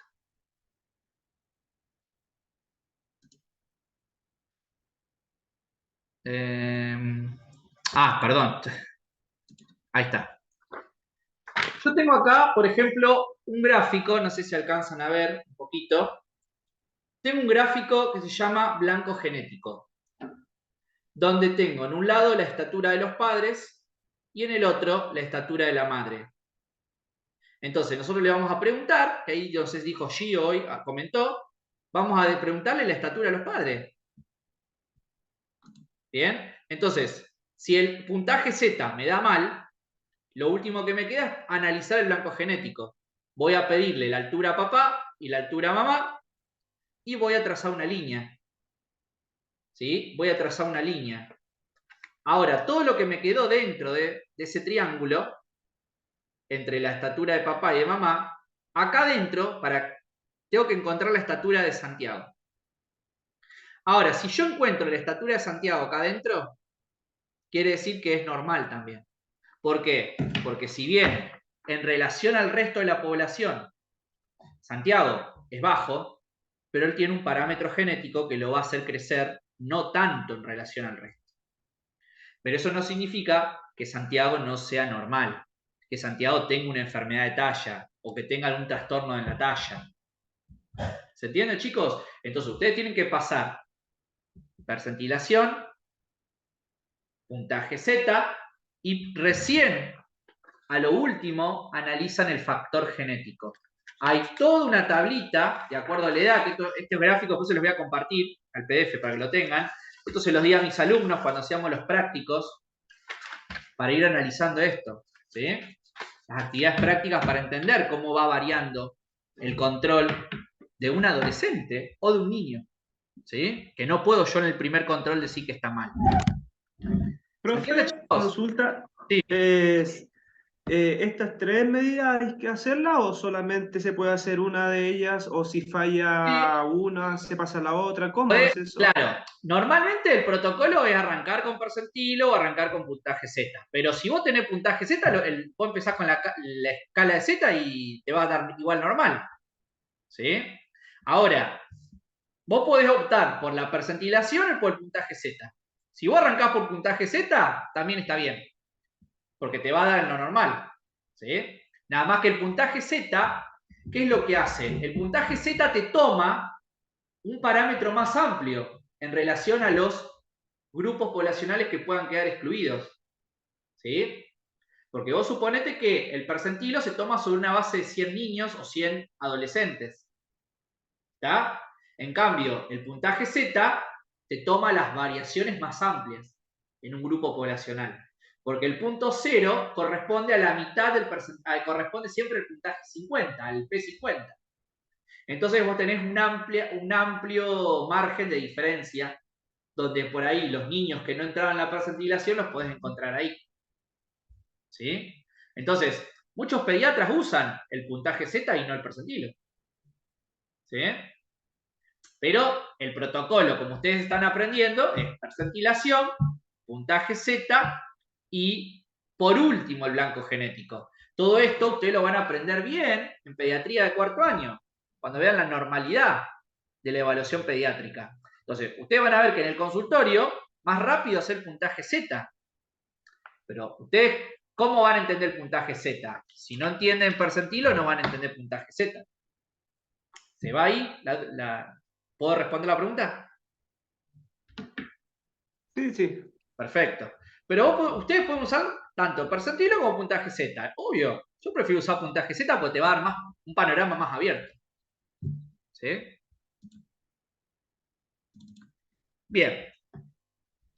Ahora, fíjense acá, ¿qué es el estirón puberal? ¿Qué es lo que pasa con Santiago?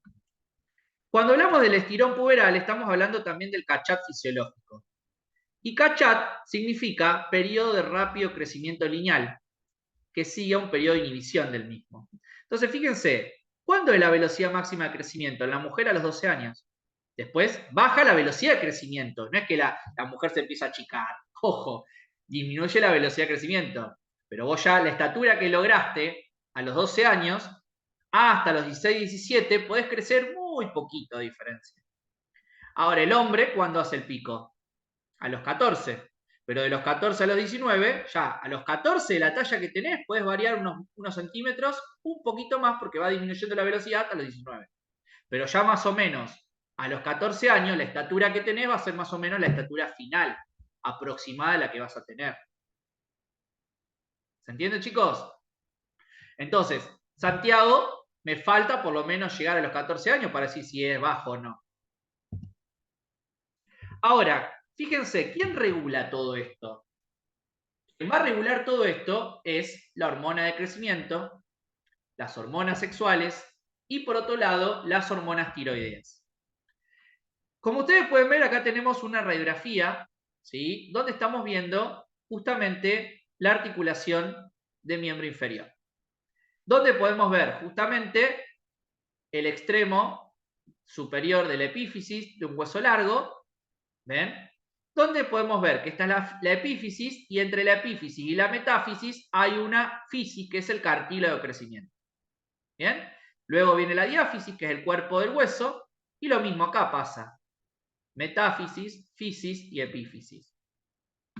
Y esto lo traigo a colación ¿Por qué traigo esta imagen, más esta, está acá? ¿Por qué la traigo, chicos? Porque yo una vez, una anécdota, se las cuento, cuando estaba como jefe de servicio, había un médico recién recibido que estaba haciendo guardia y recibe justamente un paciente de 17 años que venía a la consulta por mucho dolor en la región de los tobillos.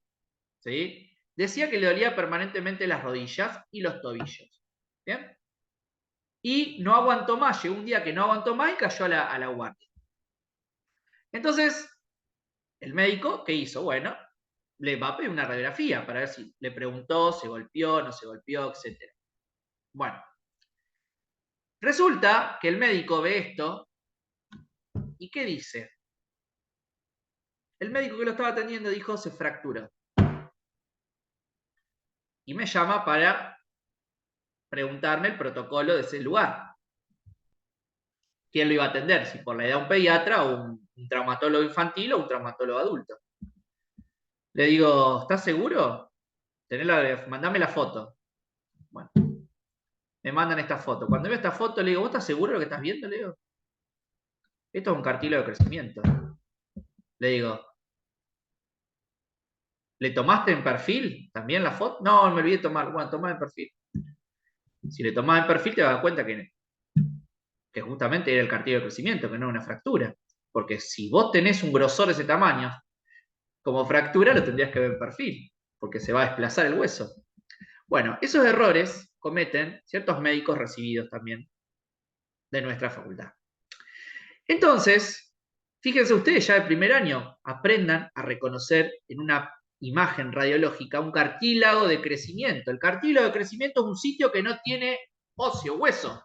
Entonces, ¿qué va a pasar acá? A los 18 años se produce el cierre del cartílago de crecimiento. ¿Y quién induce? Hacia los 18 años. Algunos se cierran antes, a los 16, 17, 18 la edad máxima. ¿Saben quién se encarga de cerrar ese cartílago de crecimiento y transformarlo en hueso?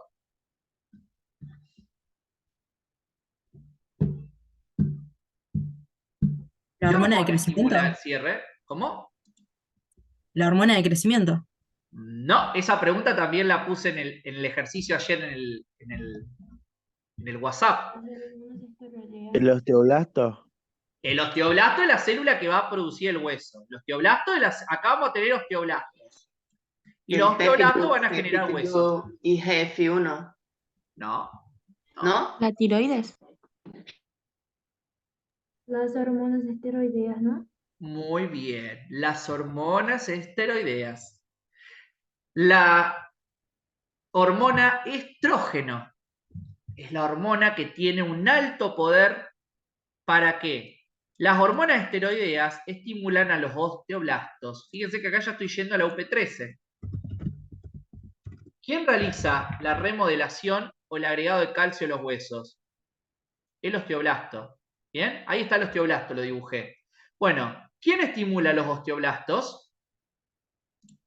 El osteoblasto va a estar estimulado por las hormonas esteroideas, a predominio del estrógeno.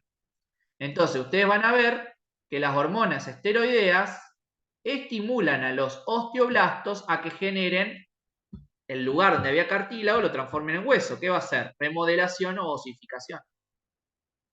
¿Sí?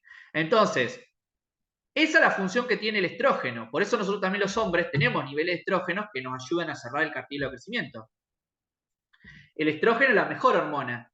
Ahora, fíjense qué pasa en una mujer después de los 50 años, cuando entra en la menopausia. Eso lo vamos a estudiar el año que viene en sexualidad, pero es un poquito para relacionar esto. Cuando una mujer entra en la menopausia, entra en una caída de su función ovárica. Y el estrógeno, ¿dónde lo produce? El ovario. Entonces, como fisiológicamente el ovario va a disminuir hasta que no tenga más función, va a ir disminuyendo la hormona esteroidea y por ende va a caer la cantidad de osteoblastos, porque el osteoblasto es el que forma hueso. Ahora, cuando la hormona esteroidea se cae, porque ya el ovario no la produce, va a empezar a disminuir la cantidad de osteoblastos y aumentar el osteoclasto. El osteoclasto es una célula que rompe hueso.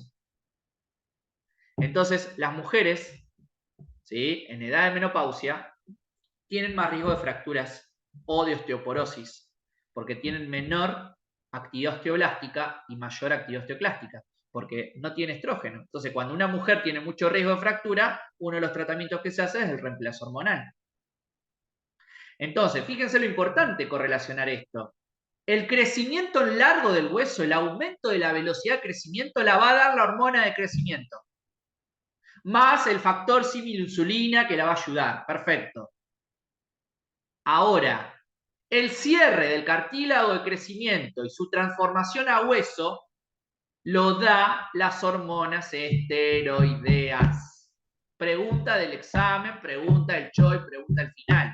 Ustedes venían bien y dijeron esteroidea su examen, hormonas de crecimiento como que produce el cierre del cartílago de crecimiento y su examen oral terminó. Porque es un tema muy importante. Las hormonas sexuales no solamente están para estimular los caracteres sexuales secundarios o para darnos la fertilidad. Las hormonas sexuales van a interaccionar en el crecimiento porque si bien el hueso crece en largo por la hormona de crecimiento, pero el cierre del cartílago lo da las hormonas esteroideas. ¿Ahora se entiende, chicos? Sí, Guilla. Sí. Perfecto. Muy bien. Ahora, ¿qué es la hormona de crecimiento? La hormona de crecimiento tiene 191 aminoácidos, es una hormona proteica, induce hipertrofia, hiperplasia, es decir, va a generar un aumento de las mitosis. Y también tiene un efecto metabólico muy importante. Fíjense que el hipotálamo va a liberar el factor liberador de hormona de crecimiento y este péptido lo libera al mismo tiempo que libera la hormona, el factor liberador de las sexuales, de las gonadotróficas. ¿Bien? Entonces, en la pubertad, cuando aumenta la producción de las hormonas gonadotróficas, como la LH y la FSH, también aumenta la actividad de la hormona de crecimiento.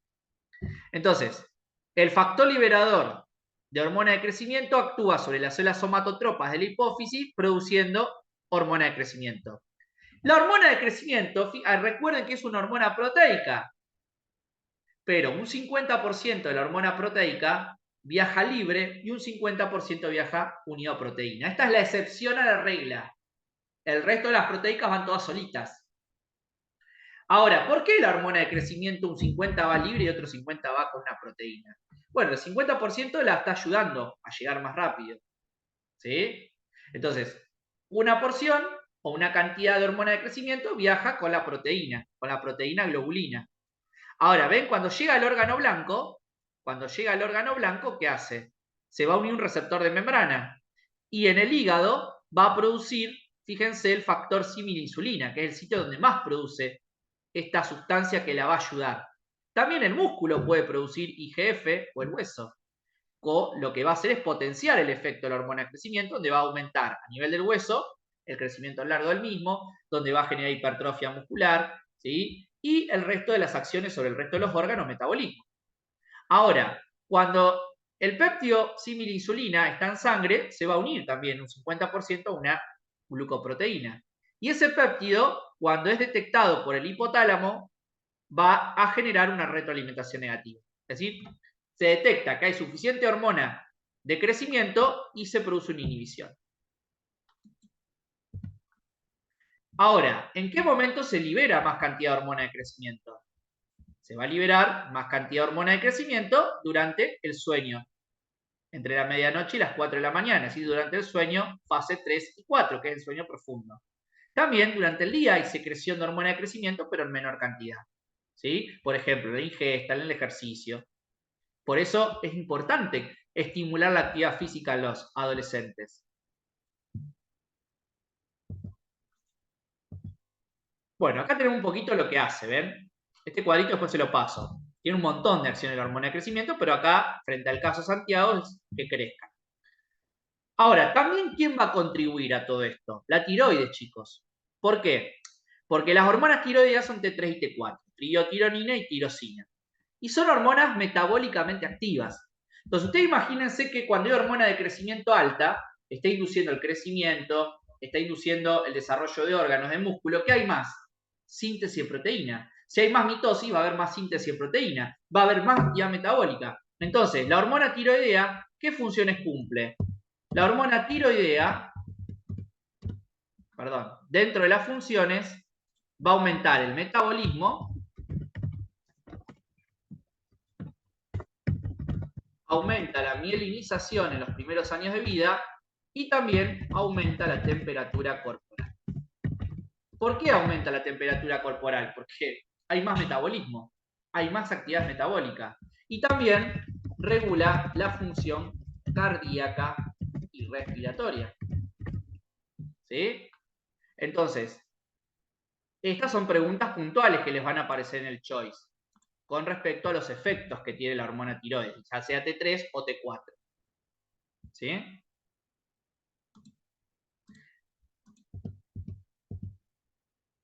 Y por último, tenemos el eje sexual, de las hormonas sexuales. ¿Sí? El hipotálamo libera GnRH a la hipófisis va a producir LH o FSH, por ejemplo en el hombre, la FSH va a estimular a la célula de Sertoli a inducir la espermatogénesis. Y la LH a las células de Leydig a que comienza a producir testosterona. ¿Bien? Ahora, esa testosterona puede ser utilizada por la célula de Sertoli para aumentar la espermatogénesis. Entonces, fíjense acá lo que les decía, la testosterona se puede transformar en estrógeno por acción de una enzima que se llama aromatasa. La aromatasa me transforma la testosterona en estradiol. Y la testosterona, por acción de la enzima 5-alfa reductasa, se transforma en dehidrotestosterona. El estrógeno aumenta la masa ósea, cierra los cartílagos epifisarios, ¿ven? El cartílago de crecimiento, tiene un efecto psicotrópico, es decir, aumenta la estimulación psíquica, genera feedback negativo e inhibe el crecimiento de próstata. Por ejemplo, la testosterona se encarga de la diferenciación sexual en la vía intrauterina, del aumento de la masa muscular, es decir, de la hipertrofia, del aumento de la masa ósea, del aumento de eritropoyetina. Por eso, la eritropoyetina es una hormona que produce el riñón. Y esa hormona lo que hace es aumentar la población de glóbulos rojos. Por eso, la mujer tiene más, el hombre tiene más hematocrito que la mujer. Que esa es otra pregunta que puse también en el WhatsApp. ¿Por qué el hombre tiene más hematocrito que la mujer? Y muchos me marcaron que porque la mujer menstrua de 40 a 60 mililitros de sangre, eso es re poquito de pérdida de sangre.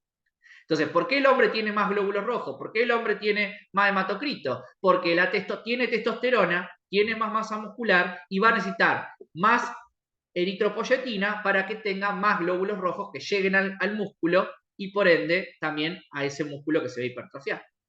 Esa es la diferencia. ¿Bien?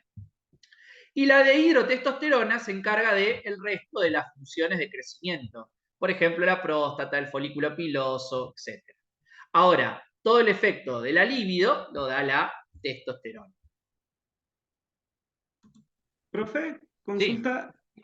Ahí dice cierre de cartílago epifisiario. Claro. Mi consulta es si es epificiario o metafisario. No, sería es lo mismo que decir el cartílago epifisario es el cartílago de crecimiento. ¿Sí? Es la okay. ¿Sí? Cuando hablamos de cartílago epifisario, estoy hablando del cartílago que está en el medio de la epífisis y la diáfisis, entre la epífisis y la metáfisis. Es el cartílago de crecimiento. Al cartílago de crecimiento también lo puedes llamar cartílago epifisario. ¿Bien? Ok, gracias. Muy bien. Y después el eje femenino. El eje femenino tenemos que repasar un poco, ¿no? El hipotálamo libera GnRH para que la hipófisis libere LH y FSH. La LH va a ir en la teca interna para producir justamente la transformación de los andrógenos en estrógenos en la capa de la granulosa. ¿Sí? Esto se llama teoría de las dos células. Y van a ir viendo que hay cambios. La mujer, hablamos de un ciclo sexual bifásico, donde hay cambios que se van a dar en los folículos del ovárico, en la temperatura corporal, las hormonas de la hipófisis, las hormonas del ovario y el endometrio propiamente dicho. ¿Tá? Entonces, ustedes saben que la mujer tiene un ciclo bifásico, ¿por qué? Porque hay cambios preovulatorios y cambios posovulatorios. Ahora, cuando la mujer tiene cambios Perdón, cuando la mujer entra a un ciclo trifásico es porque quedó embarazada. ¿Sí? Bien, esto también para que repasen. Yo igual le compartí un video ya de esto. ¿Sí? Ahora, ¿qué es la pubertad? Ya estamos a lo último, no se cansen. ¿Qué es la pubertad? Lo dijimos al inicio de la clase. Es un conjunto de cambios biológicos que se producen a partir del inicio de la secreción pulsátil de GnRH cada 90 minutos por parte del hipotálamo, el cual marca el inicio de la etapa fértil de un individuo. Ahora, ¿cuáles son los patrones clínicos que ustedes van a identificar en el hombre o la mujer que está entrando en pubertad? La mujer, lo primero que ocurre es la telarca, que es la aparición del botón mamario. Y normalmente ocurre 6 meses antes de la primera menstruación. Y 6 a 9, ¿sí? Eso puede variar un poquito, pero bueno, eso más o menos es la estadística. Y la menarca, que es la primera menstruación. Entonces, siempre antes que menstrue por primera vez, va a tener el botón mamario, la telarca. Ahora, el hombre va a tener primero un aumento del volumen testicular superior a los 4 centímetros cúbicos, por el inicio de la espermatogénesis. Y por ende va a tener la espermaquía, que son las poluciones nocturnas o el inicio de la eyaculación. Entonces, ustedes imagínense que el hombre va a empezar a producir sus espermatozoides recién en la pubertad. Entonces, ¿dónde produce los espermatozoides? Dentro del túbulo seminífero. ¿Sí? Adentro del túbulo seminífero. Entonces, por ende, el volumen testicular va a aumentar en la pubertad. De 4 va a pasar a más de 4, 6, 12, 13, 14, hasta que llega al adulto con 14, 16. ¿Sí? Entonces, lo que ustedes van a evaluar es a través del test de Tanner. El test de Tanner evalúa maduración sexual en la pubertad. Y hay 5 escalas, hay 5 puntos. El Tanner 1, el 2, el 3, 4 y el 5 que ya es el adulto, propiamente dicho. Ahora, el Tanner, obvio que nosotros hoy no sé, a ver, hay profesores, mal dicho, que dicen, el Tanner no se usa más. Y eso es un error garrafal. Hay profesores, tutores de primer año que dicen esa burrada. Si bien el Tanner no es que lo vas a hacer directamente en el consultorio. Hoy por cuestiones de seguridad, ¿sí? Legal, yo no puedo vestir a cualquier chico que entre al consultorio. O a una chica. Entonces, ¿qué pasa? Vos primero vas a imaginarte el Tanner que tiene en función del interrogatorio. Ahora, si quedan algunas dudas, con consentimiento informado vas a pasar a hacer la prueba de Tanner. Es decir, vas a pasar a hacer la evaluación. Entonces, no es que no se usa. Se prefiere interrogar y orientarnos con el interrogatorio en qué estadio de Tanner está. Pero si entran dudas, no va a quedar otra que hacer la evaluación. ¿Sí? Entonces, el Tanner 1 es el infantil. Fíjense, ¿cuáles son los parámetros que evalúa en el femenino? En el femenino se evalúa presencia, glándula mamaria y vello púbico. ¿Bien? ¿Y en el hombre qué voy a evaluar? En el hombre evalúo volumen testicular y también vello pubiano. Esas son las características que evalúa. Ojo que el Tanner en el hombre no es el tamaño del pene. El tamaño del pene es consecutivo con el volumen testicular, pero no es que uno evalúe el tamaño del pene. Ojo, chicos, no se dice eso. No es tampoco un parámetro. ¿Sí? Lo que evaluamos es el volumen testicular. Entonces, en el estadio 1, vamos a decir que no tiene desarrollado el botón mamario y no hay vello pubiano. En el estadio 1 del masculino, va a tener un volumen testicular menor a 4 centímetros cúbicos y no va a tener vello púbico. Ya en el estadio 2 aparece el botón mamario, aparece el pelo ralo, aparece, ¿sí?, en el hombre el volumen testicular entre 4 a 6 y empieza a aparecer algunos vellos púbicos muy finitos. En el estadio 3, fíjense que ya la mama toma turgencia, se forma la areola, tiene más cantidad de pelo, de vello, ralo, ¿sí? Y en este caso sería un estadio 3. ¿Bien? Fíjense que yo también les tomé una pregunta en el WhatsApp donde estaba entre 3 y 4, pero bueno, no estaba la 3, entonces tuvieron que marcar la 2, ¿sí? Pero sería más el caso que yo les presenté en el WhatsApp, era entre un 2 y 3. Después el hombre... Sí. Exacto. A ver, en adolescencia, niño no. ¿Sí? A ver, infantil, a ver, en un niño solamente Gonzalo, acordate que En un niño vas a encontrarte un Tanner 1 siempre. Entonces, el Tanner vos lo empezás a usar en la pubertad, ¿sí? Y obvio que en el adulto vos querés ver, a ver, che, los genitales están dentro de los parámetros normales en un adulto, ¿sí? Más cuando hay sospecha de que, por ejemplo, eyacula poco, o pueden empezar a haber alguna sospecha de esterilidad, ¿sí? Por la cantidad de producción de espermatozoides, ¿sí? Pero en realidad Tanner es pubertad, ¿está? De nada. Después un estadio 2 de Tanner, 3 de Tanner. En el hombre, el volumen testicular está en 6 y 12 centímetros cúbicos y ya tiene un poquito de vello más amplio. Y el estadio 4 tiene un volumen testicular el hombre de 13 y 6 centímetros cúbicos. La mujer ya tiene la mama desarrollada, tiene la areola, el pezón. El vello pubiano ya está bien formado en un triángulo invertido, de base hacia la cintura, a la región suprapúbica. Y el hombre va a tener justamente el vello pubiano, se va a extender hasta la línea alba del abdomen, puede llegar el vello pubiano, ¿sí? El volumen testicular está entre 13 y 16. Ahora, si es un adulto, estadio 5, tiene un testículo mayor a 16. Eso sería un Tanner 5.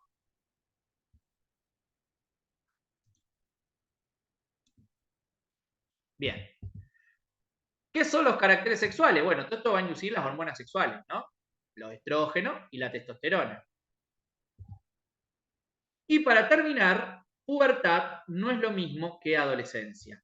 Recuerden que la pubertad son cambios biológicos que se dan por desarrollo hormonal y es un hecho natural, mientras que la adolescencia es una construcción sociohistórica, está relacionado a hechos del discurso del individuo y está más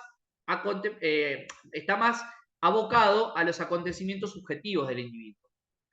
Por eso, fíjense que los 3 psicólogos o las 3 escuelas psicológicas que abordaron la diferencia de justamente de adolescencia fue Sigmund Freud. Sigmund Freud dijo que la pubertad da inicio a la adolescencia y supone nuevos trabajos psíquicos y nuevas representaciones. Los cambios biológicos implican una verdadera metamorfosis, dice Freud. Bien, lo toma por la sexualidad. Ahora, Jean Piaget habla de lo cognitivo, ¿no? Habla sobre el pensamiento formal. Mientras que Winnicott es un psicólogo más contemporáneo. Yo siempre les digo a mis alumnos que Winnicott lo que nos intenta explicar es la adolescencia en el tiempo, ¿sí? Porque ustedes pueden encontrarse con personas de 40 años que no tienen un proyecto de vida, que, por ejemplo, salen todos los fines de semana al boliche, no tienen relación estable, no tienen definido un proyecto. Entonces, esa gente como que vive en el ahora. Entonces, a eso se lo llama la adolescencia justamente extendida en el tiempo. ¿Bien? Entonces, esto es lo que plantea Donald Winnicott, que la adolescencia es una época tormentosa que se cura con el paso del tiempo y en el cual hay un predominio, un desaliento malhumorado característico. Y también lo relaciona con la identidad sexual.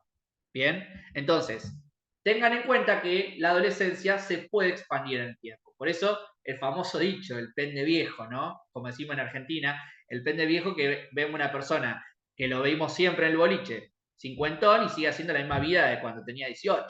¿Sí? Entonces, eso es un poco lo que explica Winnicott. ¿Sí? Y claro, yo siempre digo, es así, va un boliche, yo hace mucho que no hay un boliche, pero va un boliche y ves caras que siempre conocía, entonces, che, ahí está el pende viejo. Entonces, se quiere hacer el joven. Y es una persona que a lo mejor él le gusta vivir así, por eso decimos que está relacionado con su identidad. ¿Sí? Pero bueno, eso es lo que explica un poco Winnicott. Son las 3 escuelas psicológicas que ustedes tienen que estudiar. Entonces, con esto llegamos al fin de la clase. Fue bien teórica, tratamos de hacer toda la integración posible de la UP. Recuerden que yo ya les compartí un video de tiroides, por eso no me puse a hablar un poco más sobre esto, porque yo ya el domingo les compartí tiroides y hormonas sexuales. ¿Tá? Así que con esto tenemos un poco también respuestas a las preguntas múltiple choice que yo les subí en el WhatsApp. Así que ahora después, entre hoy y mañana, ya voy a subirles más preguntas. ¿Sí? Así que, ¿alguna pregunta a ustedes para hacer? Yo tengo una pregunta específica sobre adolescencia. Sí. Nosotros en la mesa tenemos que decir que la adolescencia puede ser temprana, media o tardía. Sí, eso lo puede, a ver, no te lo van a preguntar Porque como yo se habla en el conozco un tipo que momento. se bochó de la mesa porque no mencionó eso. No, eso te lo van a preguntar en el avance de la mesa de examen. Vos generalmente Dale. cuando vas a definir adolescencia, pubertad y vas a empezar a marcar las diferencias.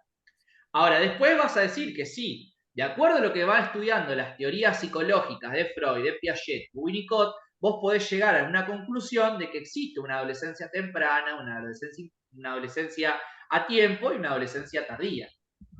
¿Sí? Ok. Eso Dale, lo puede profesor. explicar, pero en sí no es que en primera instancia vos vayas a explicar eso. ¿Sí?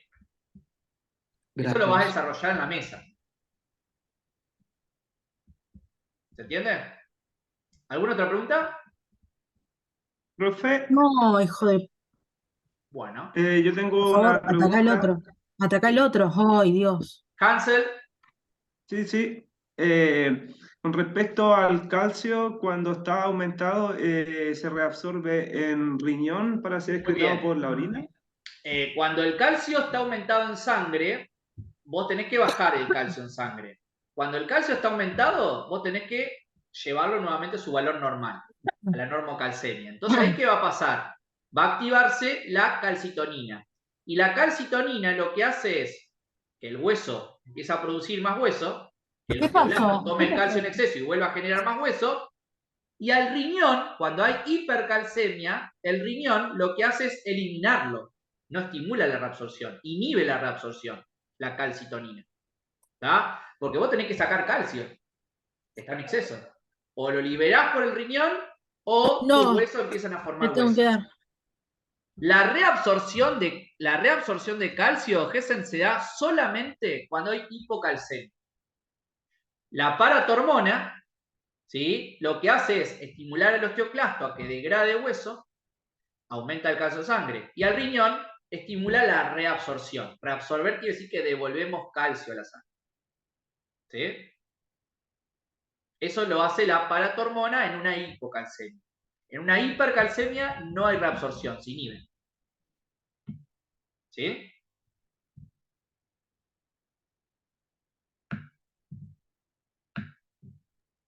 Ok, gracias. Tenía un poco la confusión de cómo se relacionaba eso de la reabsorción en riñón y con el hueso, digamos. Claro, es así. Generalmente eso es lo que tenés que decir por ahora. No tampoco te metas a estudiar mucho reabsorción de riñón porque es de segundo. ¿Sí? Por eso, en el examen final, ojo, una cosa es el parcial. En el parcial no va a haber muchas preguntas de eso, salvo de la calcemia, quién actúa, la paratormona, la calcitonina. Ahora, de reabsorción renal es un tema de segundo. Entonces, no nos metamos ahí de lleno. Por eso, después, y de nutrición vamos a hablar más del calcio. Vamos a hablar de la vitamina D, cómo se absorbe por riñón, por el intestino, etc. ¿Sí? Acá van a ver que yo este año, normalmente siempre trato de explicar lo general de la calcemia, porque después lo terminamos de ver en las unidades 7 de nutrición. ¿Sí? Bien.